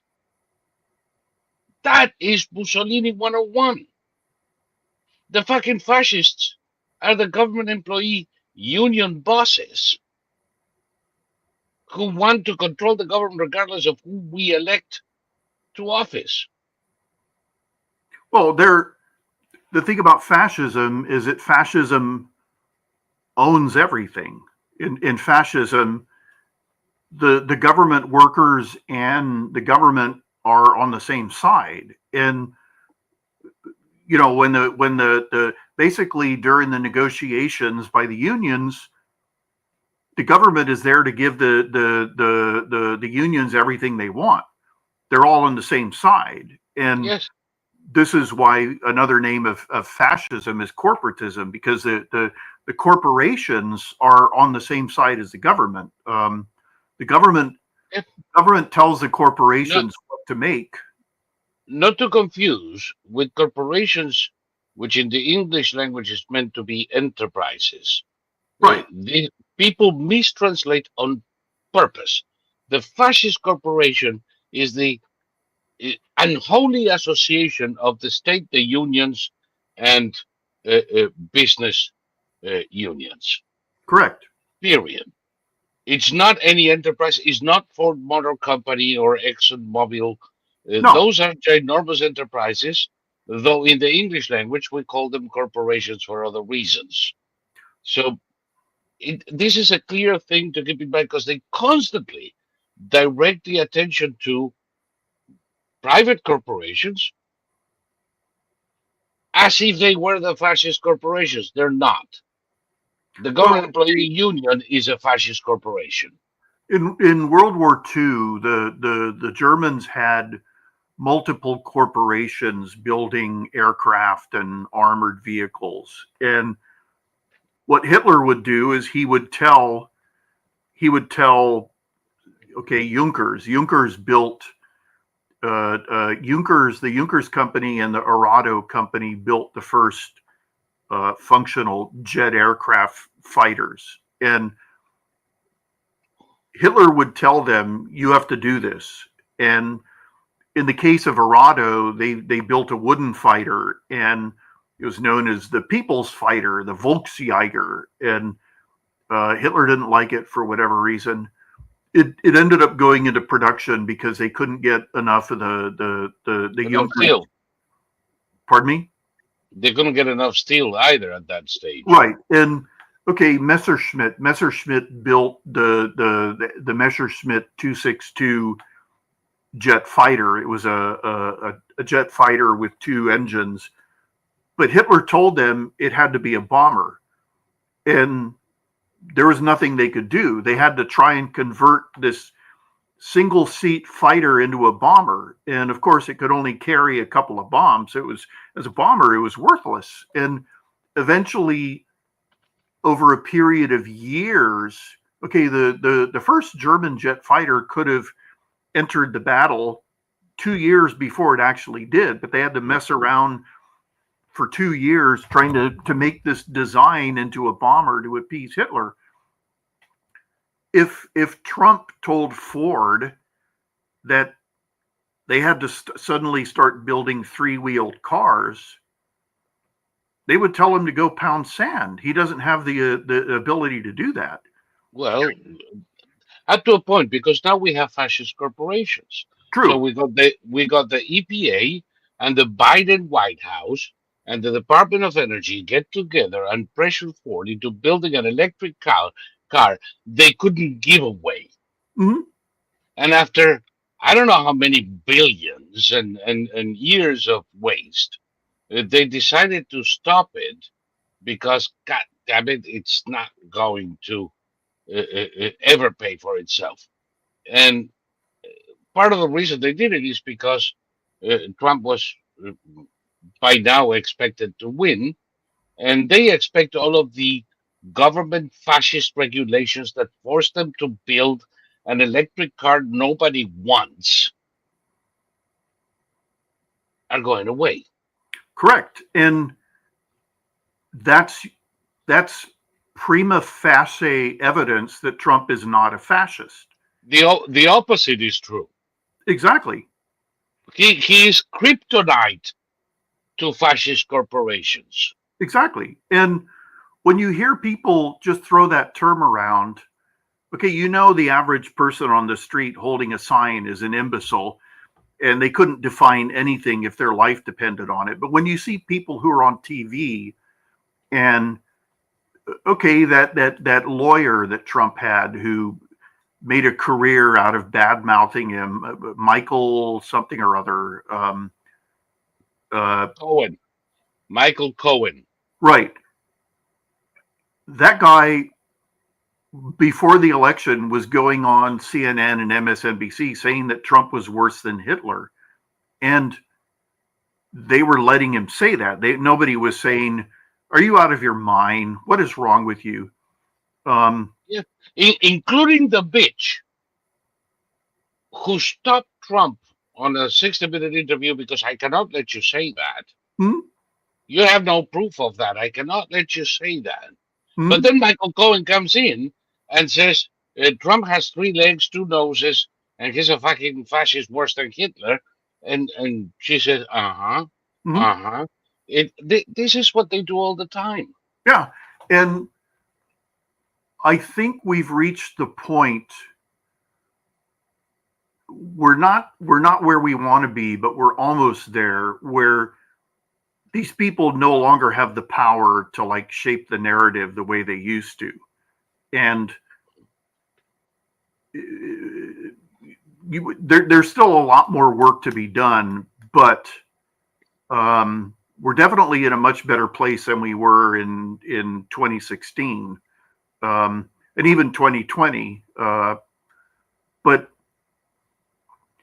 you know, the press and the Democrats have gotten much worse in the sense that they're cruder. They're much more primitive now. Yes. And, well, because now it's you know, like a primal scream when they see everything falling around them. Take a look. Well, I think that I'm gonna give us a prognostication. Expect for the next 2 weeks all of these cretins to come out blazing against Trump's handling of the economy. Because he's destroying the country. He's going to bring us stagflation. We're going to have inflation with a drop in the GDP. And my favorite is negative growth. It's a contradiction in terms. Because of, drum roll, tariffs.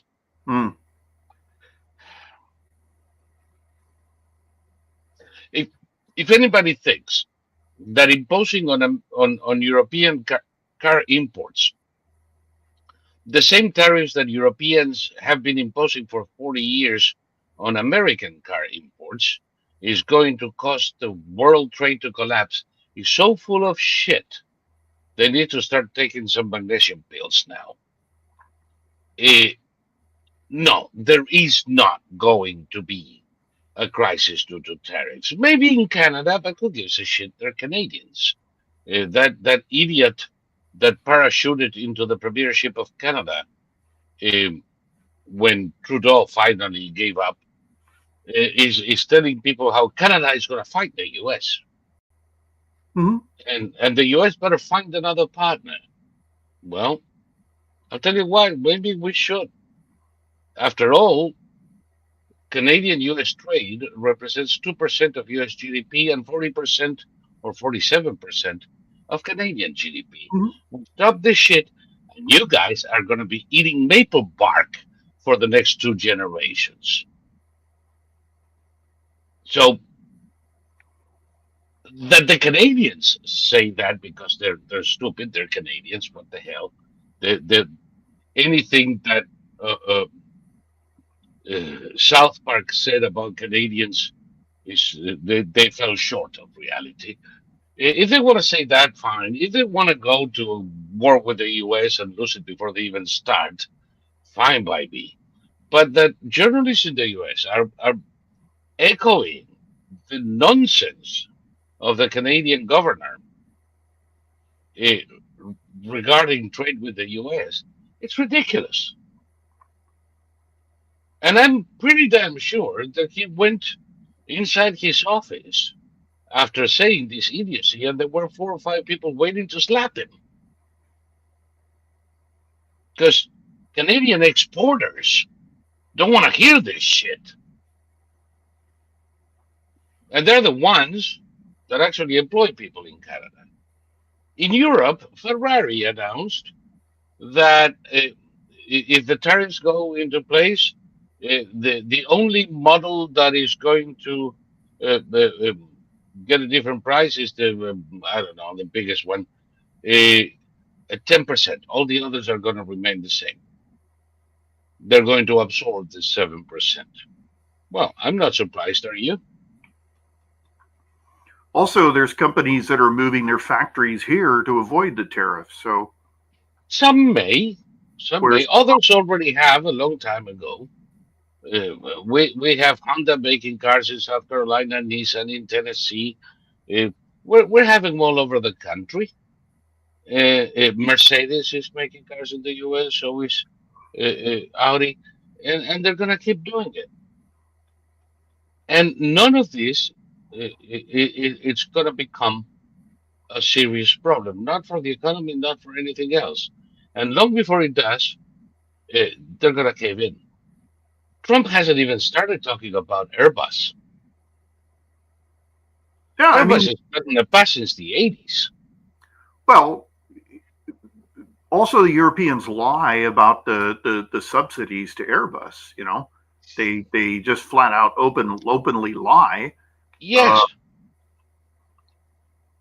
Okay, every single part of an Airbus plane is built in a factory in Spain, in England, in Germany, in Italy, heavily subsidized. Mhm. They couldn't sell a fucking plane without losing money without subsidies. And then they hit Boeing with tariffs up the wazoo. Mhm. And we allow them to come to the US, which is the only real market for airliners in the world. And we allow them to come in and undercut Boeing, Mhm. selling planes to United, American Airlines. And when we go to Europe, we cannot compete because their planes are subsidized and ours pay tariffs. Hey, I got news for you, baby. We need Boeing. We need Boeing in good health.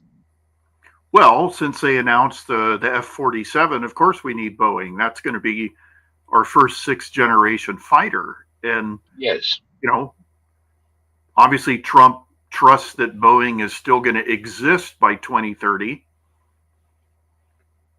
Yeah. So, T-Lady in the chat is saying how, I don't know how many headlines I've seen on how Canada does not consider the USA a good trading partner anymore. I don't give a shit. They can go sell maple syrup to the Greenlanders, you idiots. What do they think they're going to do?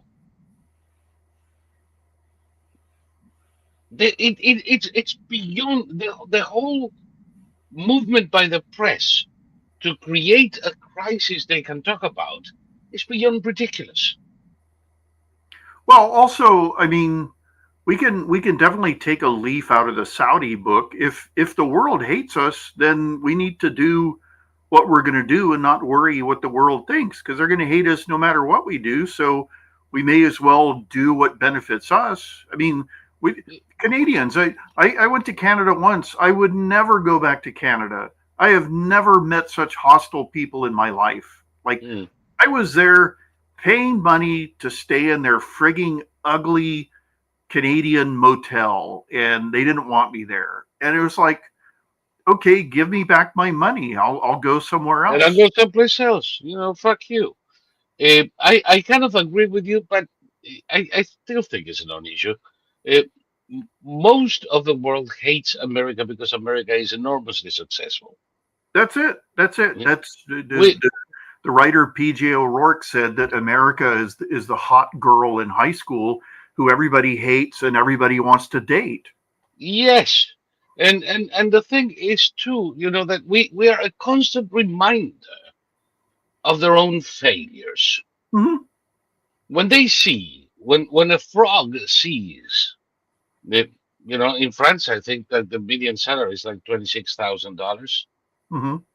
and a chicken shit car, you know, the kind, not the kind you get into, but the kind you wear, Mm-hmm. like a coat. You know, those tiny Citroens or the Peugeot. Well, those 605. those Italian cars that are smaller even than a Mini. Yes, those little shits are worth 23,000 euro. Mm-hmm. In economic development zones in the US, that is the areas that we consider the most uh, uh, uh, needy in economic terms, to the point that we offer them tax advantages and subsidies. The average is income in economic development zones is $40,000, which is double the median for France. Our fucking rural poor have a better quality of life than the frogs. How's that? So to have to listen to these idiots, and since about, what is it now, 70% of employment in France is government, I don't think things are going to be improving anytime soon there. You're looking for it, aren't you? No, I'm looking for something that I just remembered. Yeah. PJ O'Rourke, incidentally, says the lady, was hilarious and brilliant. I agree. Oh, yeah. Okay, I learned something today. 11% of Americans live below the poverty line. 22% of Californians live below the poverty line. Yes. And what is the poverty line in the U.S.? Poverty line in the U.S. is, I think it's, okay, for a single person, it's 16,000. For a family of 4, it's 32,000. Okay. Our poverty line is higher than the median income in any country in Europe. Yeah. A family of 4 with $32,000 in income is considered upper middle class in Spain. Well, also, I mean, 15,000 for a single person, depending on where you live. If you're living in Arkansas, making 15,000 as a single person, that's pretty darn good. They're living peachy. But my point is, you know, and by the way, when we started these shows a long time ago, it turns out, the GDP of the US was roughly equivalent to the GDP of the EU. It was about 17 trillion each, 16, 17 trillion each. Right now, the GDP of Europe is 50% that of the US. Mm-hmm. They're still somewhere around 17 trillion. Well, we have kind of like reached 34 trillion. Mm-hmm. So, in the past 10 years, the Social Democrats have destroyed the European economy. With all of this bullshit about climate change and net zero, and all of these intellectual masturbation of retards from Sweden, they've managed to destroy their economies. Well, they're doing something incredibly stupid in Europe. They're destroying both their industrial sector and their agricultural sector. So the Europeans are going to end up with no jobs and having to import all their food. Yes, from Morocco. Yeah, it's madness. And on top of it all, okay, here's one of the stories that the press is covering. All the AI models for climate change show that humanity has no impact on the climate. So anthropogenic climate change doesn't exist, and it's never existed. It's bullshit. I've been saying it's bullshit since the freaking 80s. Yeah. You know, the 80s when we're all gonna die because our deodorant was going to eliminate the ozone layer. Right. Hello? Is it? These people are nuts. They're crazy.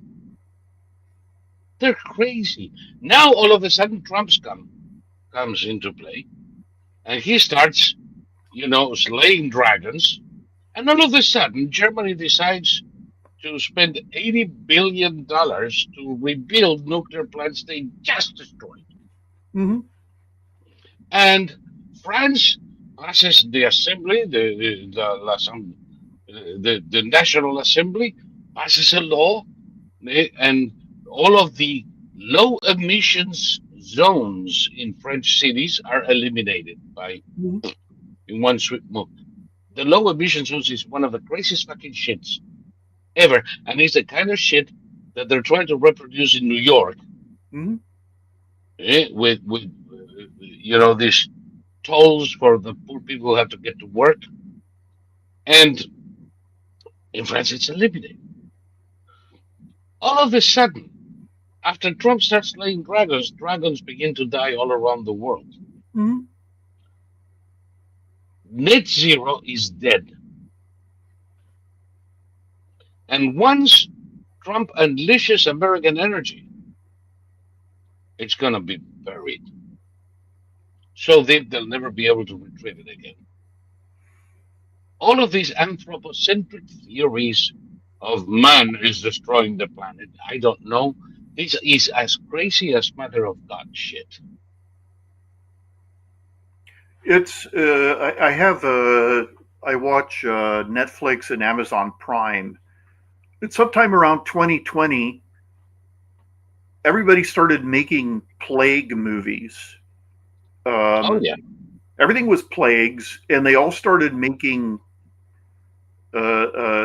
catastrophe movies where the climate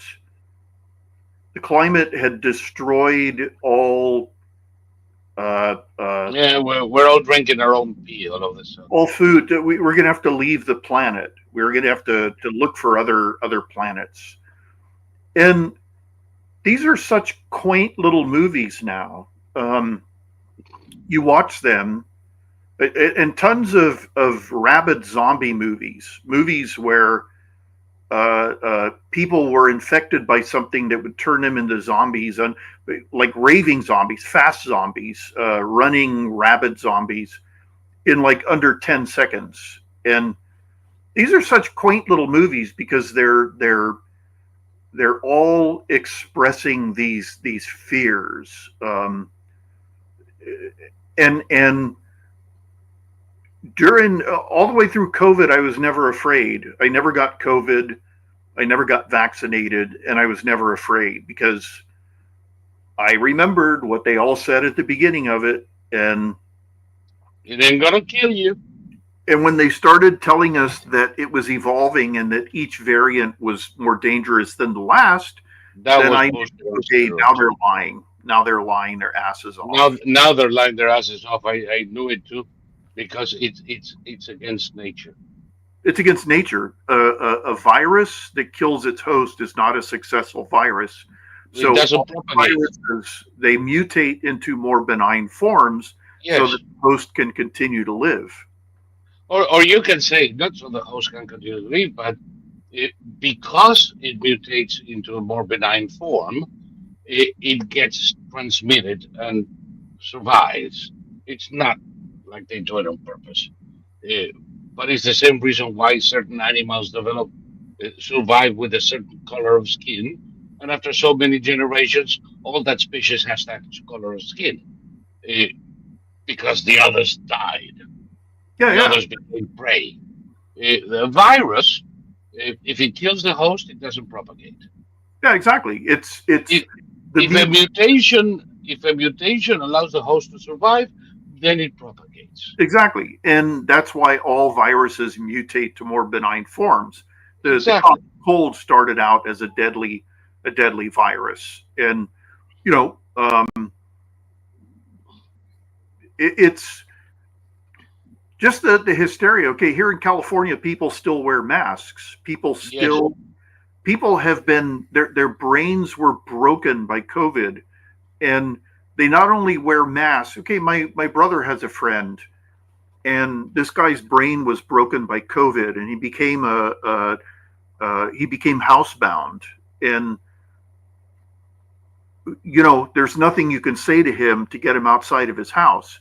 He has everything delivered, and they all leave everything outside the door, and he waits till they're all gone. He's like Howard Stern. Howard Stern spent years inside his bunker because he was terrified of COVID. Putin. Putin Putin had a special table built that was like 50 feet long. So he was like 50 feet away from whoever was reporting to him. And it's just, it's ridiculous. Their brains were broken by COVID. And I've never been somebody to fear. I mean, again, going back to the earthquake, if I was on top of a skyscraper in Bangkok and everything started shaking, I noticed people were running, and it's like, where are you going to run? Where are you going to run? I grabbed the most expensive scotch in the house and have myself a nice scotch because it might be the last one.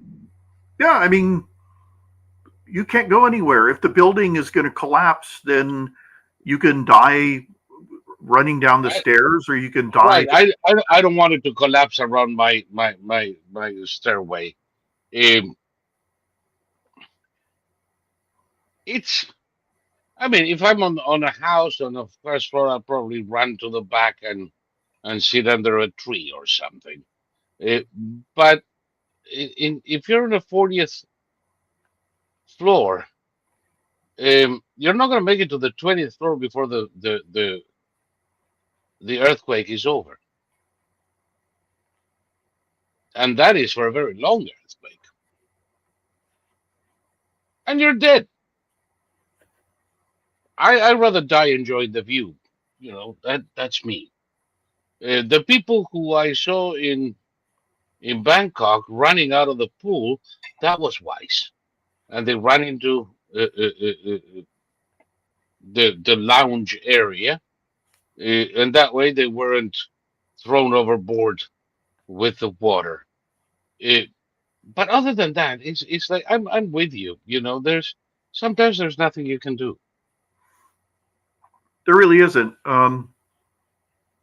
My last fear was fear of flying, and I don't have that anymore because, I mean, even though the press is arguing that, you know, going up in an airliner is now like taking your life in your hands. If it happens, it happens, and there's nothing, you can't go anywhere, you can't do anything. Generally speaking, the pilots are the best in the business. There are DEI hires who aren't very good, but they're going to be weeded out. If they're not already being weeded out. Alice is saying here that she started searching the web because of Trump's statement that Europe are freeloaders. Yes, Trump said that Europe are freeloaders. He's not the first one to say that. And frankly, when it comes to their own defense, they are. They've been trusting that the US was going to defend them. We have spent trillions of dollars maintaining weapons and personnel all over Europe to dissuade first the Soviet Union and then Russia from launching a conventional attack. They have enjoyed the longest period of peace in that continent ever. Yeah, ever. Under the watchful eye and with the considerable expense of the US. In the meantime, you know, you have countries like Spain that are members of NATO and are supposed, by virtue of their admission into NATO, by the promises they made, to spend 2% of their GDP in defense. We're not asking them to pay us, we're asking them to be ready. And we're not asking them to pay above their ability, 2% of their GDP for defense.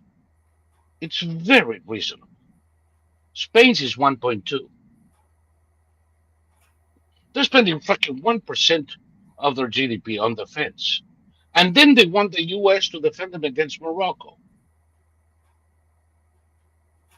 Screw you. Then you have France, the UK. The UK is destroyed its military uh, uh, ability. They have.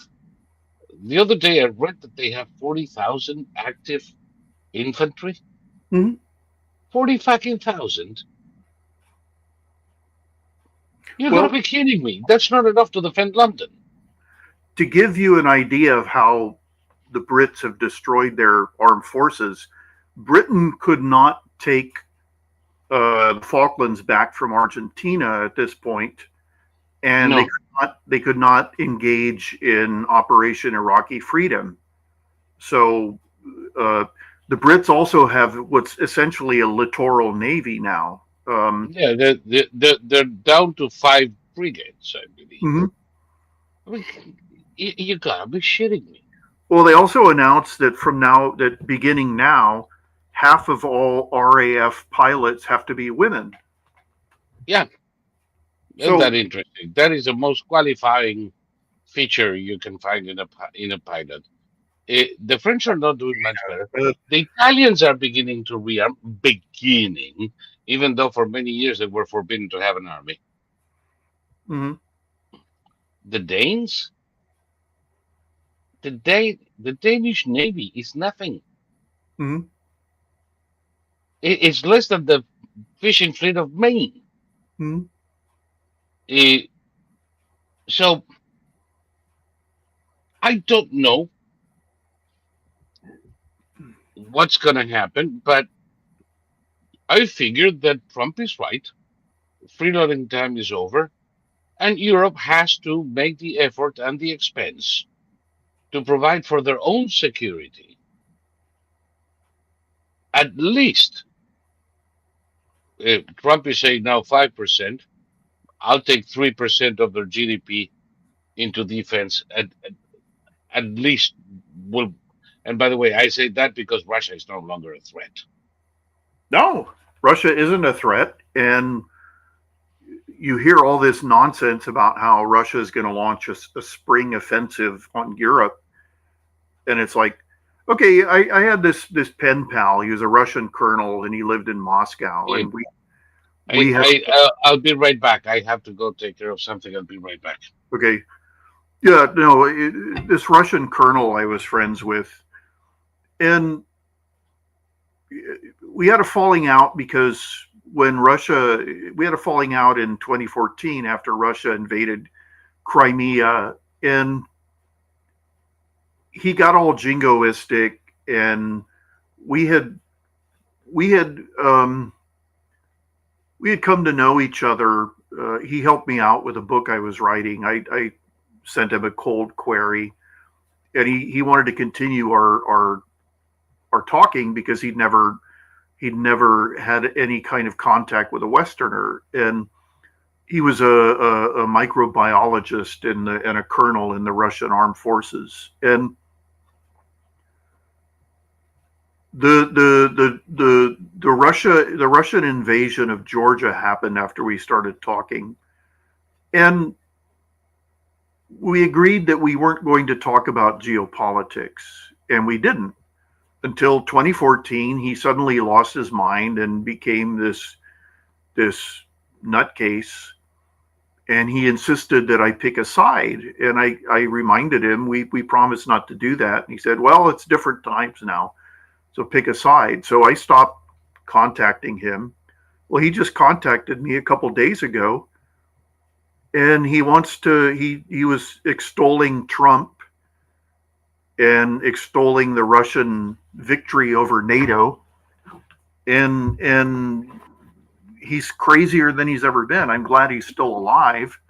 He's living in Moscow, so I can't imagine his lifestyle, his quality of life is any good at all, unless maybe he's one of the privileged few now. I don't know, but I haven't been in contact with this guy since 2014, and he's even worse now than he was before. He wants to get in contact with me again because he wants to talk about how Russia defeated NATO, and it's just like, I'm sorry. You know what I tell people sometimes? I only have I can only give 1 minute to idiots. You've used your time. Goodbye. I would say the same thing to this one. Well, I just didn't respond because we we had a great relationship from 2006 until 2014. He's a connoisseur of art. I turned him on to American art. This is a man who had absolutely no contact with the West, even though he was in the Russian army. So I introduced him to Andrew Wyeth, and he introduced me to several Russian painters. He was a brilliant photographer. He would send me photographs and just a gifted photographer, a family man, a proud grandfather. On his birthday, there was a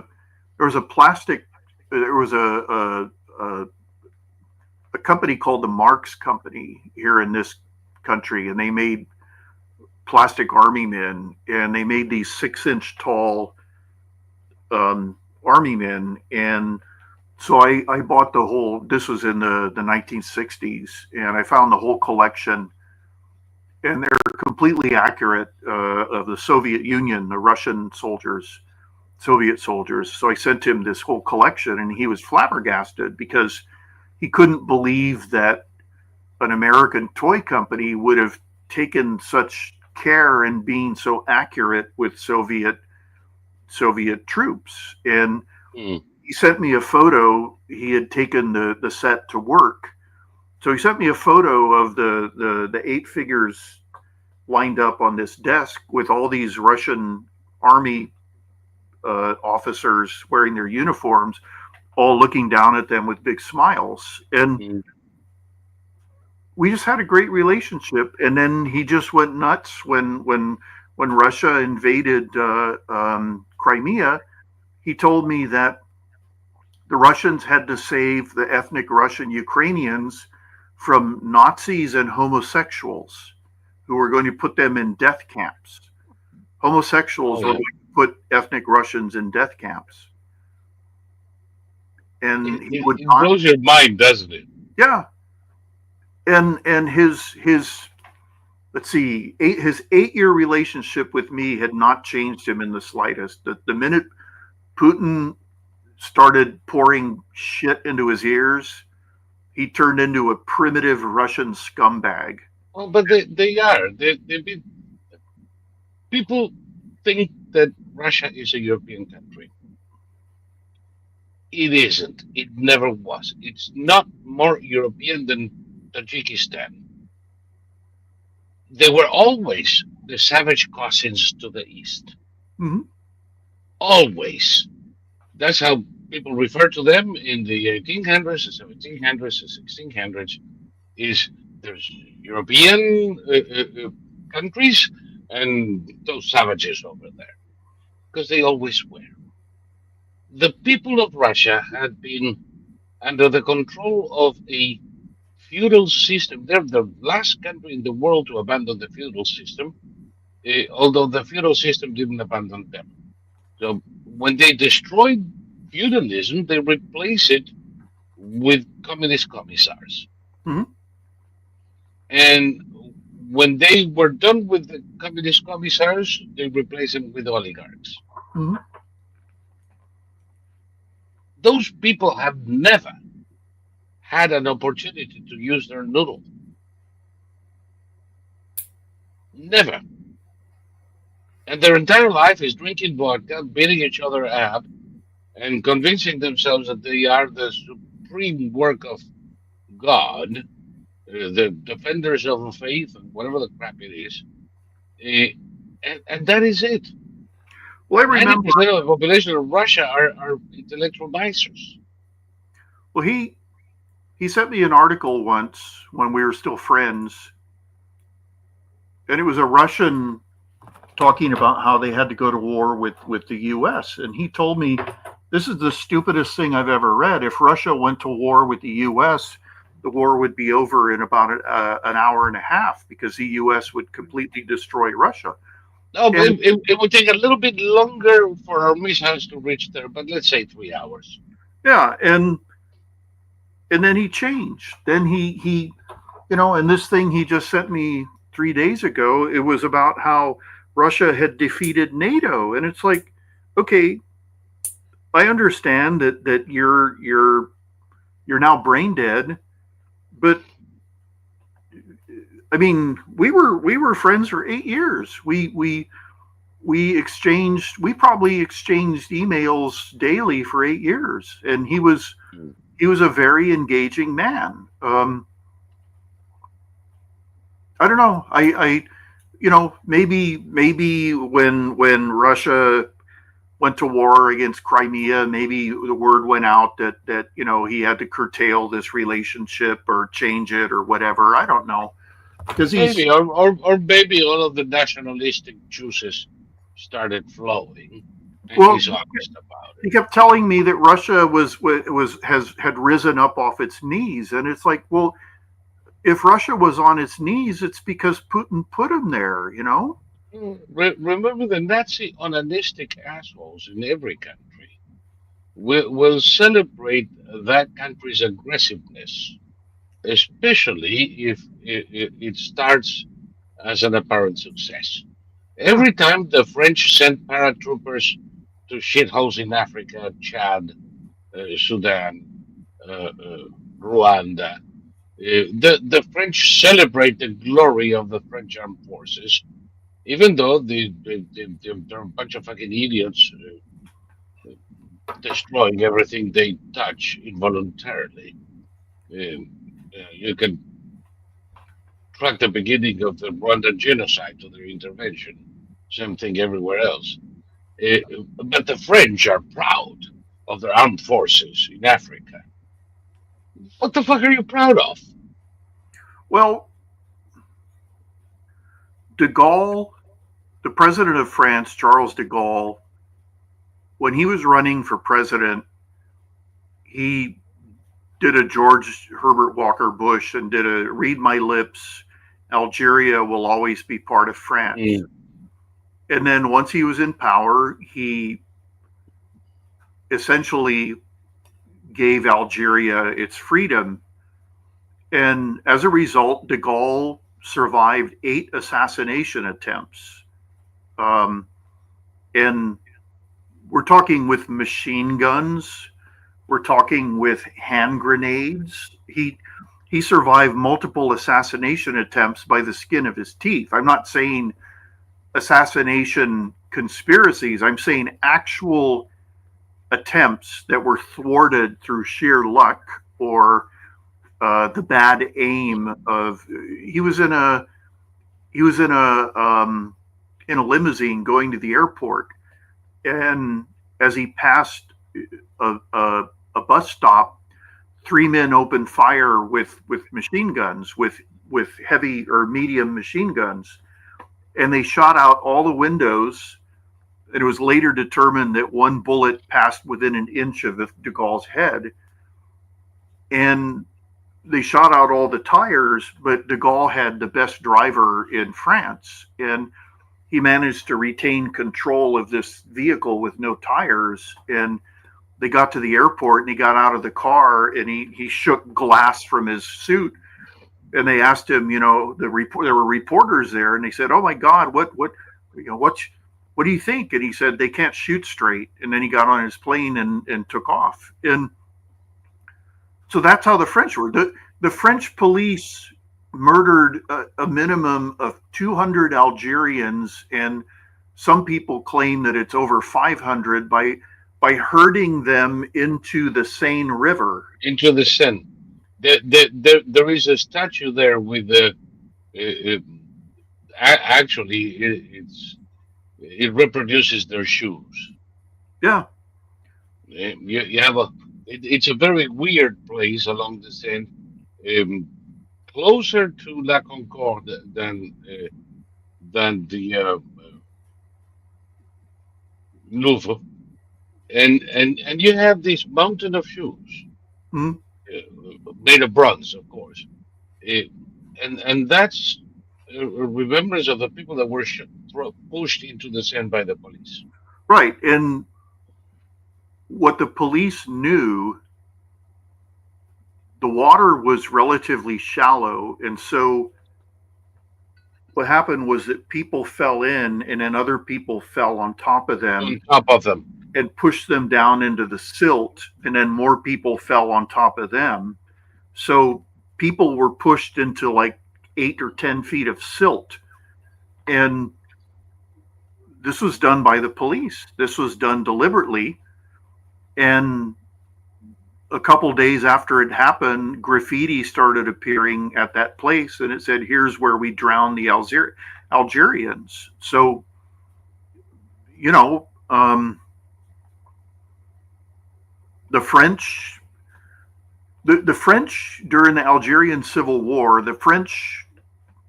Algerian population was about 9 million when the war started, and the French killed about 1 million Algerians in the Algerian Civil War, or sorry, the Algerian War of Liberation.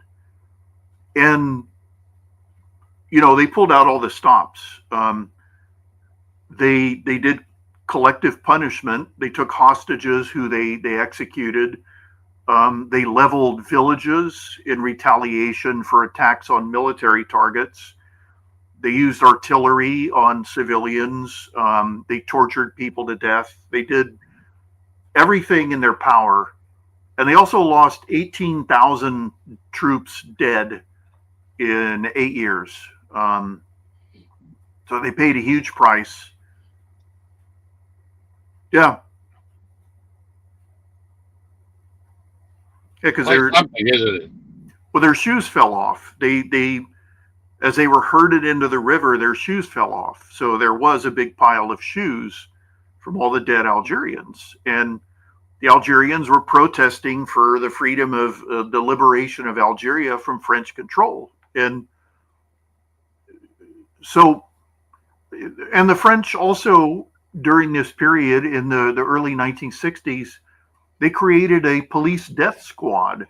And the death squad were known as the bearded ones, in reference to their undercover role. And they went all over Europe and murdered people. They committed what are called extrajudicial executions. So that's the French. Like That's the French. we owe Vietnam to them. We're under no obligation to listen to moral lectures from the French. No, not one. Yeah.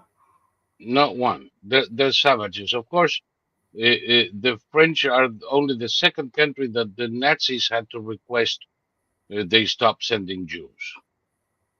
Yeah. No. Because they were sending too many. There were 2 villages in France out of the entire country where the villagers hid Jewish people escaping the Nazis. And there was an underground railway that helped Jewish people flee into Spain. But French people who hated the Nazis and resented the Nazis for occupying France still turned Jewish people over to the Nazis. Yes, they hated the Jews even more. Exactly. The French do not need anybody.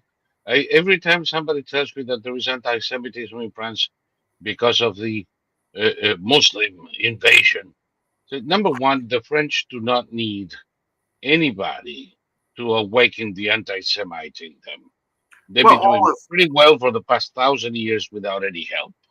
All of Europe is nothing but haters of Jewish people. And, you know, pogroms were a regular thing in Europe. And this is the reason why so many of the traditional occupations of Jewish people as diamond merchants and sellers of gold and silver, for one thing, those were the only jobs they were allowed to hold because they were banned from holding any other jobs. And for another thing, they had to have all their wealth in portable form. so they could get up and get the hell out of Dodge during a pogrom. And the pogroms happen. They used to have these things called passion plays in in Europe, where they would reenact the crucifixion of Christ. Yes, And they still do it in Philippines and other parts. That is quite Right. gruesome. So it would rev up these people because the passion play said the Jews killed Christ. Yep. So they would go out and they would kill themselves, some Jewish people, in revenge for the killing of Christ. Yep, who were already, somebody said in the chat today that the Germans invented the ghettos. No, there were Jewish ghettos in all of Europe. Already the earliest that I know of is in the 1200s. Yeah. Europeans have always been very peculiar about these things, and Jews had to be segregated. Mhm. And of course, when the passion plays got the European hoi polloi all heated up about those murderous Jews, all they had to do was turn around and go into the Jewish ghetto and kill themselves a few. Yeah. It's been happening. It happened in Italy, France, England, Germany, Spain, Portugal, Holland, you name it. You name it, not one of them. But the French in particular are the ones that have always been more open about their Jew hatred. Yeah. Let's see. Oh, God. Well, you're looking for something. Let me remind everybody, these shows are free to watch, but not free to produce. And if you want to help us continue, and I must say, without your support, there will come a time where we can't. Please hit support. You can do this in several ways. If you are in X, you can either come. You can contribute to actually subscribe to my timeline at the Brother Lie. Thomas's timeline is not monetized yet. If we get to a point that we can monetize it, we will. But for the time being, the way to support us is to subscribe to the Brother Lie. That's $5 a month, and it comes to help with this effort, the whole channel, and SQV, or Social Quad Verum, or forum. Another way is to go to quadverum.com/support us, and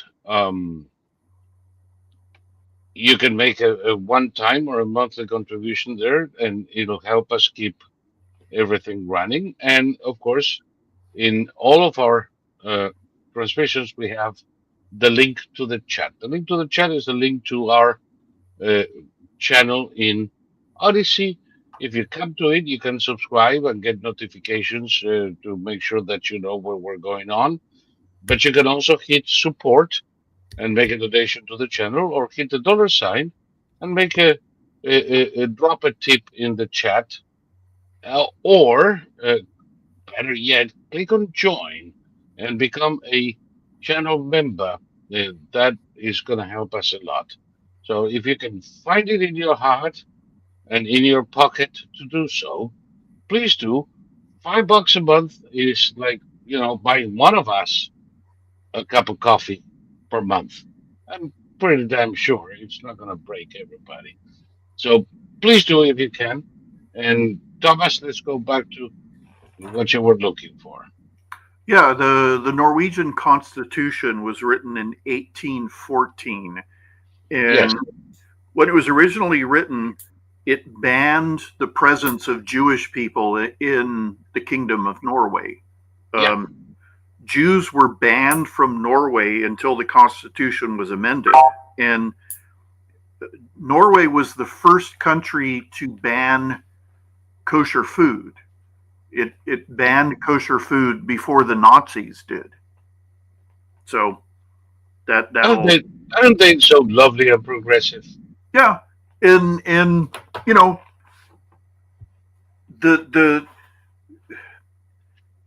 they essentially chased Jewish people out of Europe or helped in having them murdered.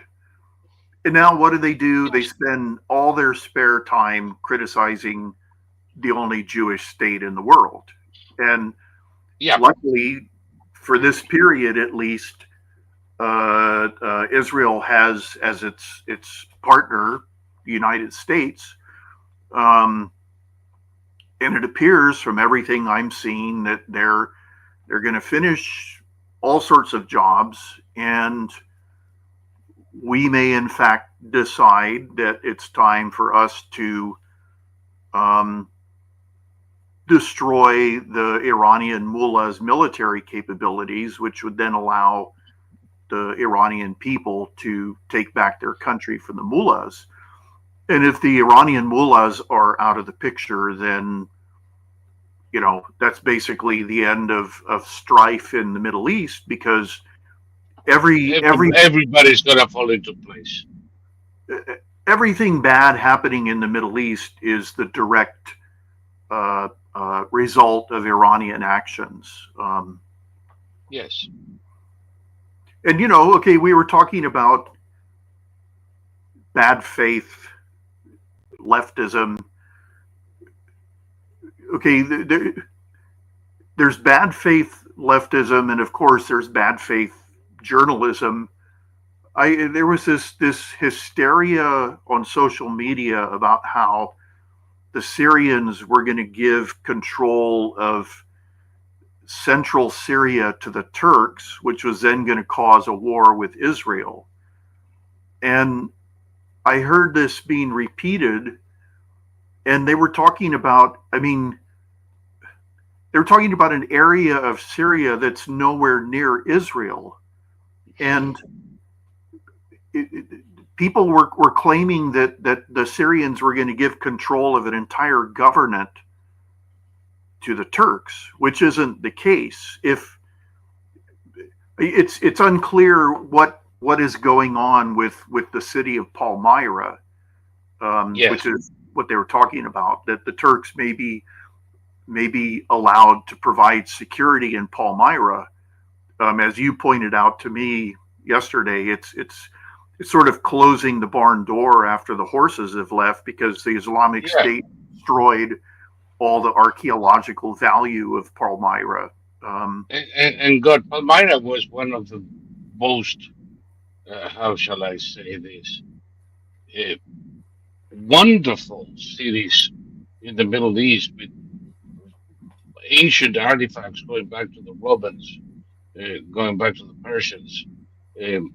There were intact Roman buildings in there. ISIS already destroyed most of it. So what is it they're trying to save now? No idea, but it's nowhere near Israel. So the Israelis aren't going to go to war. Okay, they aren't going to go to war with Turkey regardless. I mean, it's not going to happen. They're not going to go to war with Turkey for any reason. But they're certainly not going to go to war if the Turks are in control of a city in the central region of Syria. Not at all. And contrary to what people believe, the government of Syria and Turkey have been working together since the government of Syria was not the government of Syria in Erbil. And there is a long tradition of collaboration between HTS and Turkey. Yeah. The second thing that people don't know is that despite the occasional, playing for the gallery of Erdogan, Israel and Turkey have been working together quite fine too. So I don't see any conflict there. But let me go, before we depart from what you said. This is The Economist when Israel was attacked on October 7th. Wow. And it was essentially, with Israel pounding back on Gaza. Israel is alone. They have no friends. They won't be able to win this shit, right? Mm-hmm. This past week as Israel is mopping up Gaza and getting rid of the remnants of Hamas. They came up with this thing. And I think this tells you more about the anti-Semitism of these fuckers than anything else I can show you.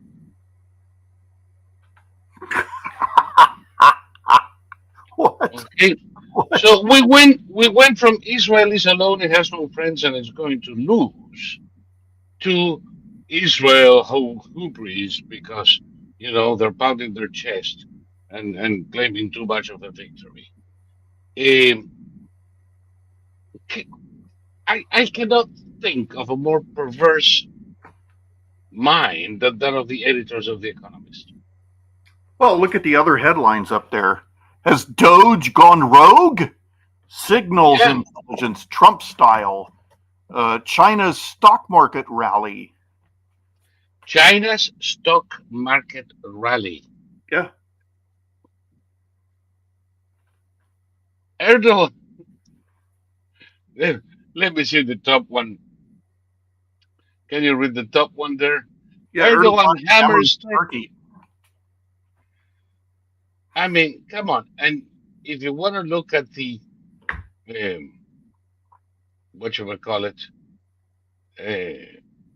at the other headlines 2 years ago, just so that we have a parallelism here, because maybe the Israel thing is a one-off, right? Let me see.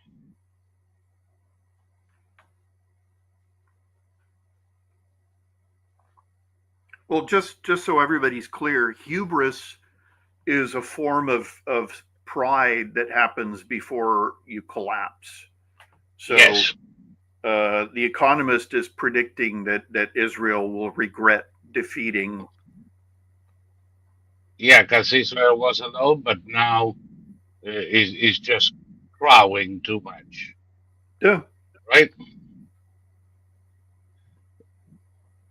Okay, why can't I can't get it big enough for you.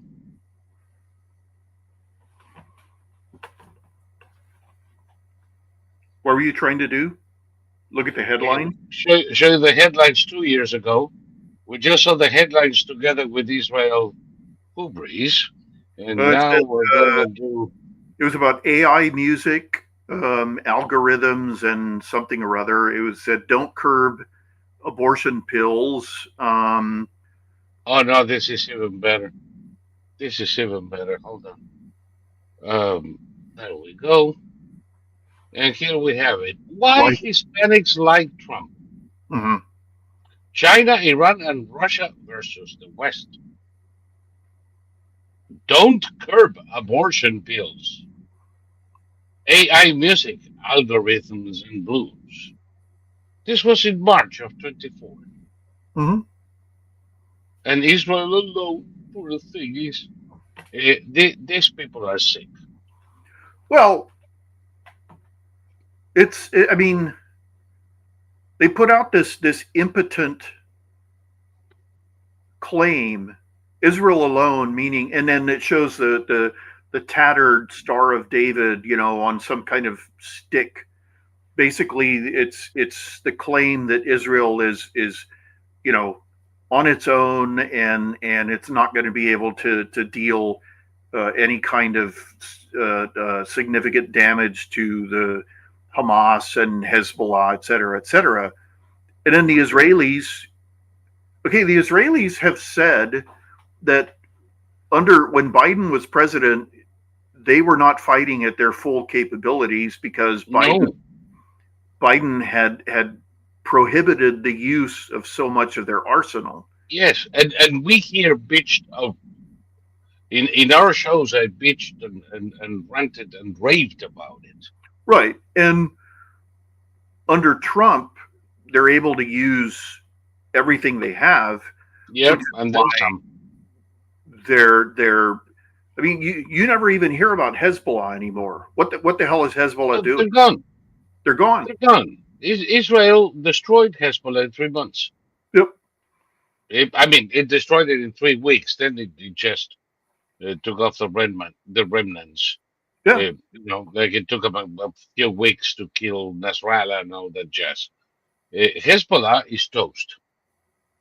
And now Israel, all of a sudden the news cycle is not looking in that direction anymore. But just yesterday, Israeli bombed Hezbollah munition dumps Mhm. in northern Lebanon. That's up near Syria. Oh, that's about 10 miles from the northern border in Lebanon.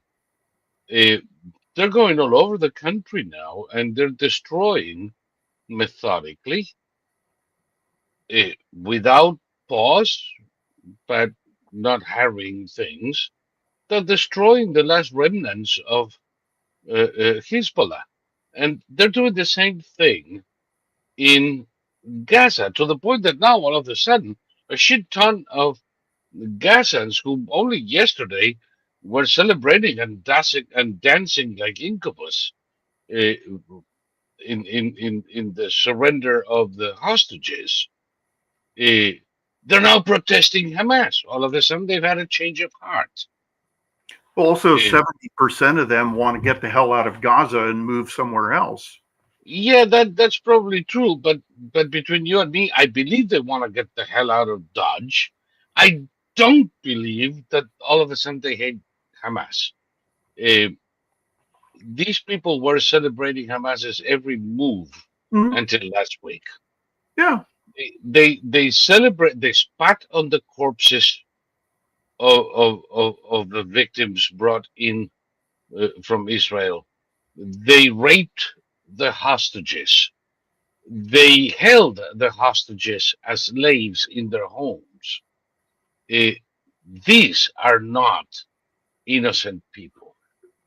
The ones that were held now they don't like Hamas. The one that were held as slaves were also held by the wealthiest, most educated members of Gaza. Yes. So doctors in hospitals in Gaza. Exactly.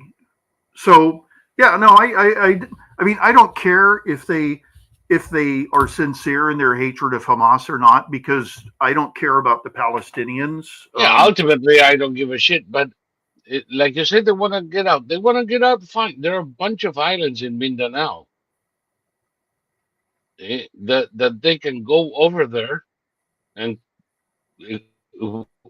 you told me, and I still cannot. I'm still trying to wrap my head around it. That there is an Islamist guerrilla in Mindanao called the MILF. MILF, MILF. Yeah, mother, I'd like to fuck. This is like a bad movie. So they want to go live with the MILF. Just tell the Gazettees that we're going to send them to live with MILFs. Yeah. And they're all going to run over to Mindanao with a hard-on. And when they get there, they're going to find out it's a different kind of MILF than they had imagined.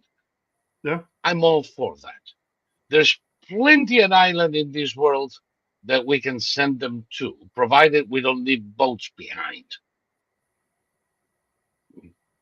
But, they're against Hamas now. Give me a freaking break. Well, I mean, even if they're sincere, I mean, it's okay. They're only pissed off at Hamas. It's like the Nazis, it's like the Germans who turned on Hitler after the bombs started falling. Look what he did to us. Right. It's like, well, when he got France to surrender, the crowd that came out for Hitler after the surrender of France was. It's still one of the largest. It's still one of the largest crowds to ever assemble in European history. So yes. Alice is saying, "What is the key? The Kingdom of Saudi Arabia stands towards Iran. Surely, Saudi Arabia wants to invest in the golden age. The stance of Saudi versus Iran today is get the mullahs out. Yeah. They don't want any negotiation with the mullahs. They want, and by the way, they might exchange embassies and all the jazz because that has nothing to do with it. Well, as you But pointed, we have an embassy in Cuba. What can I say? okay, the Saudis did the same thing with the Iranians, the mullahs, that Trump is doing with Russia. Trump is accused of favoring Russia in the negotiations. All Trump is doing is proving that the Russians will never be satisfied and will never agree to, a negotiated end to the Russo-Ukraine war. That's why he's showing, look, this is what we said we were willing, to offer the Russians. The Saudis are doing the same thing with Iran. It's like, okay, what about this? What about this? What about this? No. So they can say quite truthfully they exhausted all avenues, and now it's time, for them to be bombed and for the Iranian people to rise up and hang the mullahs from lampposts and be done with it. I'm all for that. Somebody's asking here. I'll let you start with that one about Witkoff's comments. He made some comments today, I think, earlier, about Ukraine and Hamas, and he kind of like compared Zelensky to Hamas. Who? Did you see that? No. Witkoff, Steve Witkoff. Which one is he? Did you see that? He's the Trump's envoy to find peace over there. He's supposed to be doing what you may call it, Kushner did in the first term.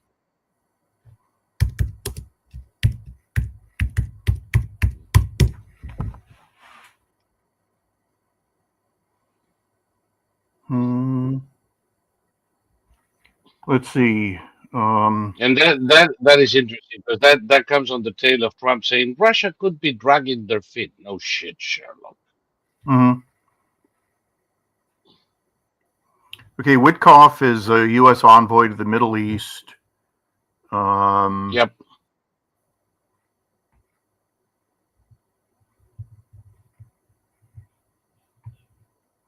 This says later. Witkoff told Tucker Carlson that Ukrainians living under Russian occupation want to be ruled by Russia. I don't see anything about Hamas. Let's see. Witkoff, Zelensky. No, let me tell you.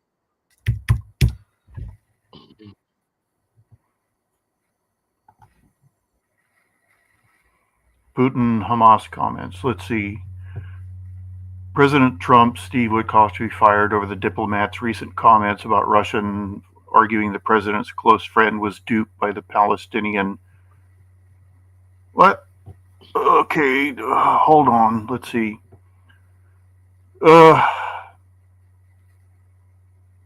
They think that the Palestinians duped them about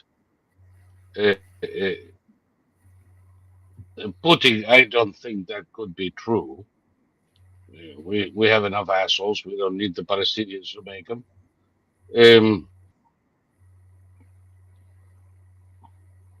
But I'm looking for his actual words.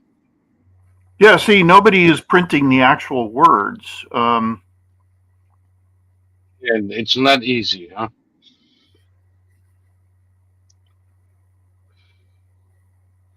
Oh boy, and all the hullabaloo is about a characterization of Putin in Tucker Carlson's podcast. Yeah, I don't even see what the Just the fuck. fact that he showed up, just the fact that he showed up with Tucker Carlson's podcast is enough for me not to like him at all. But I never liked him anyway, so no change. No, okay. Here's Uh, what I get. oh, He said that he he liked. he said, yeah. There you go. He said that he liked Putin. He didn't think Putin was a bad guy.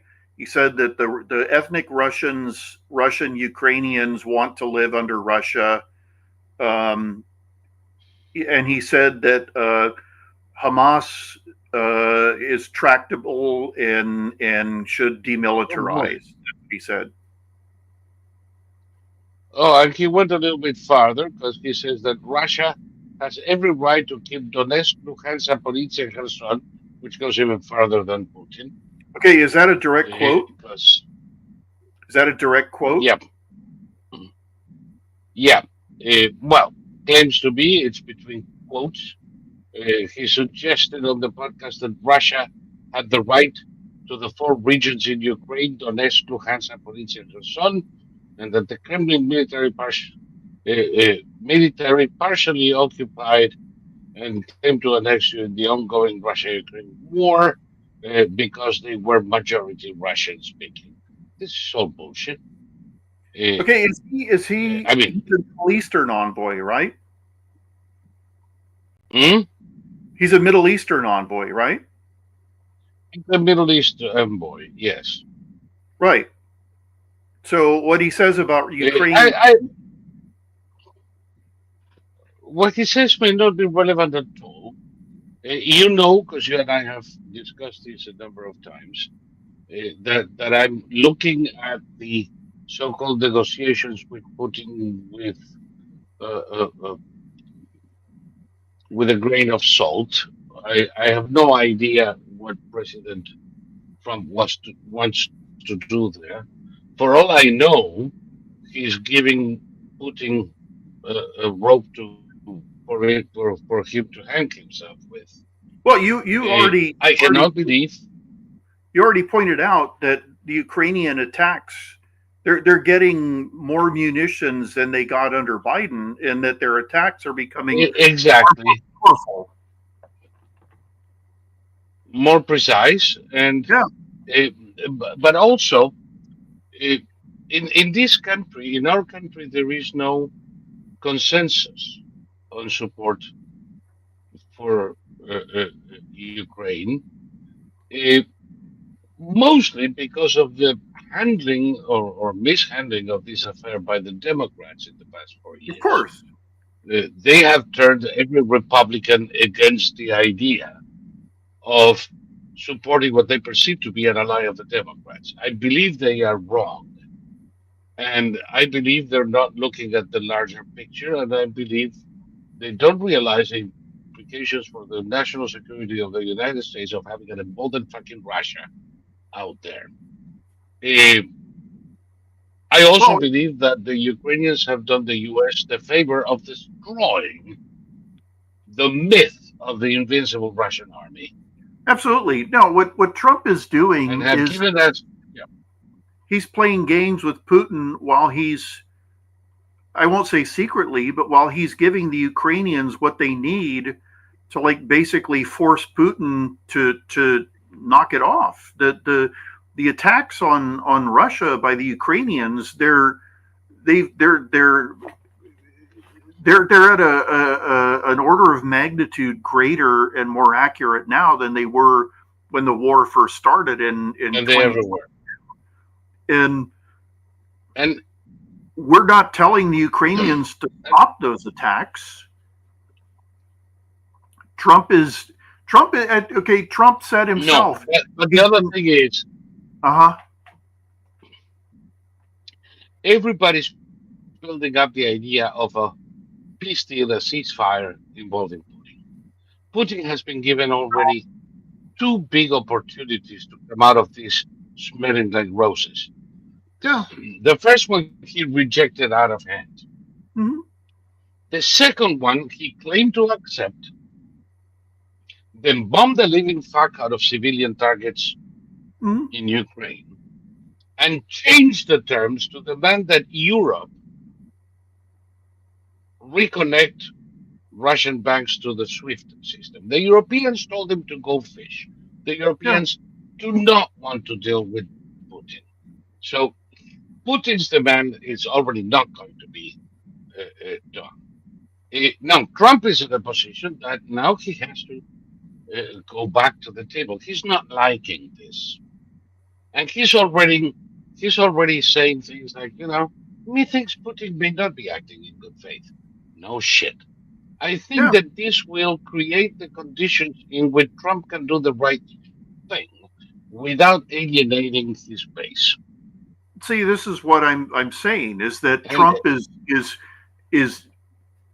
playing Putin's game according to Putin's rules, but he's only going to do it so that he can in good faith say we exhausted all possibilities, and the guy isn't he's not going to negotiate, and the only way to end this war is to make sure that the Russians can't fight anymore, and period. Now, Trump Wyckoff is also yes. Go ahead. Wyckoff is not just the envoy to the Middle East; he is also the negotiator with Putin and Zelensky. And Bosa says here in the chat that he told Tucker Carlson that the Russian-occupied areas, the four that we just mentioned, voted for Russian control. Who gives a fuck? So Russian-occupied areas where where children are being kidnapped, adults are being killed and taken to camps, voted for Putin. No shit, really. Yeah, did you see? How is that in any way relevant? Well, also on voting day, they went to everybody's house with an armed soldier and they said, "Who are you going to vote for? Why don't you put this ballot in the box?" And they said, "Well, I'd rather not die, so yeah, Okay. here, I'll put it in the box." So the pretense, and only an asshole like Tucker Carlson can follow in the charade that there are valid elections in occupied Ukraine. This is insane. Well, again, I don't give a shit This about is any insane. of this. I don't give a shit about any of this because, I mean, Steve Witkoff can come and go. I don't care.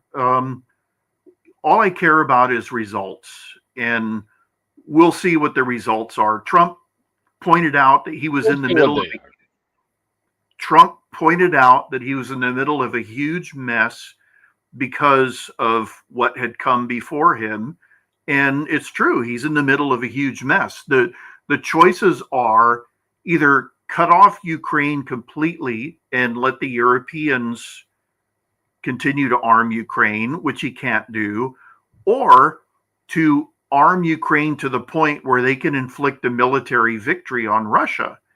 And he's facing an incredible Hobson's choice. Zelensky recently said that Putin wasn't going to live much longer, and then I guess one of Putin's limousines got blown up. So maybe the Ukrainians have a green light to take out Putin. I don't know. It is a mess because or maybe they're making the calculations we are sometimes. One thing I tell you is that Putin's lifespan, if it is up to the oligarchs in Russia or his own military, is very, very short. I would go short on his lifespan. Well, and maybe Zelensky is just stating the obvious.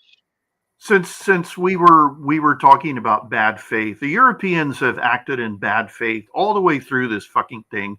They continued buying. They continue to this day buying Russian gas and oil. They did not supply the weapons that they promised. They said they were going to give the Ukrainians at least 2 squadrons of F-16s. What do they have? 11, 12? They should have 48. That's 2 squadrons. But now the new squadrons are 2. The new squadrons are 2 aircraft, according to the okay, Europeans. Yeah, they it's promised 47. They promised 47 and delivered 11. yeah, They promised a lot of things they never delivered. exactly. In the meantime, they're making purchases of oil and gas from Russia for 4 or 5 times the amount of aid given to Ukraine. They're giving exponentially more money to Russia than to Ukraine, because you know that every dollar paid to Russia goes into the war effort. So the Europeans have been playing both ends in the middle as usual, and it has to end. Uh, Now they're very adamant that they will not reconnect Russia to the SWIFT system. Apparently, there is a little bit of shame left in them. Uh, but like you said, this puts Trump in a rather uncomfortable position. And he doesn't want to play it that way. He's going to play it his way, not the way that Macron wants. No, and Macron, yeah, what were you going to say? Macron wants what? Macron and Starmer can go pound sand. Trump is going to do his own thing. And his own thing starts with demonstrating to the American public that Putin cannot be dealt with. Exactly. And okay, when the Russians attacked at Deir ez-Zor in Syria on February 7th, 2018, their entire unit was annihilated. It suffered 100% casualties. Half of them were killed and half of them were wounded. That's how Trump does things. He doesn't bother with proportionality. He doesn't bother with niceties. If he's forced into using military force, it's going to be, well, it's like what we did to the Houthis. Okay, we wiped out the Houthi command structure. I'm not sure if the operation is still ongoing or not, but It is. okay, so we're going to wipe out the Houthis, and there are people who say, "Oh, Yep. we can't do it by air." Of course, we can do it by air. Yes, This we isn't can. 45. So Yes, we can. Plus, we don't want to control their territory. That's their fucking no, problem. We want yeah, to destroy their capacity for conducting attacks on Israel yeah, and the Gulf, and the Gulf and the and the Red Sea. all of that. With that in mind, yes, you can degrade them to the point that the most they can have is hamper camel, and then you move on Iran so that they can never rearm. Yeah, Because once you're done with the Houthis, you go for the suppliers. right. And nobody's talking about this, but the Saudis have resumed their air attacks on the Houthis too. Yes. So I've seen Saudi gun camera film from helicopters and aircraft and things. So Yeah, they're helping with the mop up over there. yeah, and you know, there are just some people in this world who have to be killed because they otherwise cause so much trouble that you know, Putin is he's another dualist. He knows that Russia is a fourth world country, but he also believes that Russia is the center of the universe, and that, you know, when Russia is happy, the rest of the world's happy. So he has the right to make Russia happy. Russia is chosen by God to defend Christianity around the world. Yeah, sure. Yeah, with words. Where did I hear that shit before?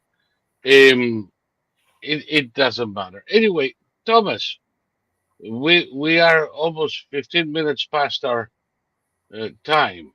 So you want to Let's cut finish this off. this subject or just go? Finish it. Let's finish it. Okay, because you know that I have to fulfill my obligation of letting you know, so you don't get back at me. Why didn't you tell me? So there we are. In that case, any thought you want to finish before we move on? I'm done. I'm done. Okay. Yeah, who wants to talk about Putin anymore, frankly? In that case, Folks, thank you to those who contributed to this show.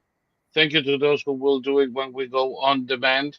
And I encourage those who didn't, please consider buying us a cup of coffee and sending $5 or something through the chat, through the channel, through Quad Verum or through X. You know the drill if you were listening a few minutes ago. So that's it for me. And having done my my little NPR moment, Thomas, you have a last word for us tonight. Lacuna. Makuna, not Akuna Batata, Makuna. Oh, lacuna. L. Oh, you know, it happens to my brain all the time. All the freaking time. And I have a feeling as the years go by, I'm going to have more and more lacuna. With that said, thank you so much, my friend. I'll see you next week. Thank you, everybody. And I'll see some of you at least tomorrow at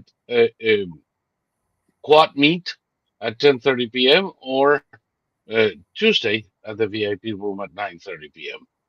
Good night, everybody. Thank you.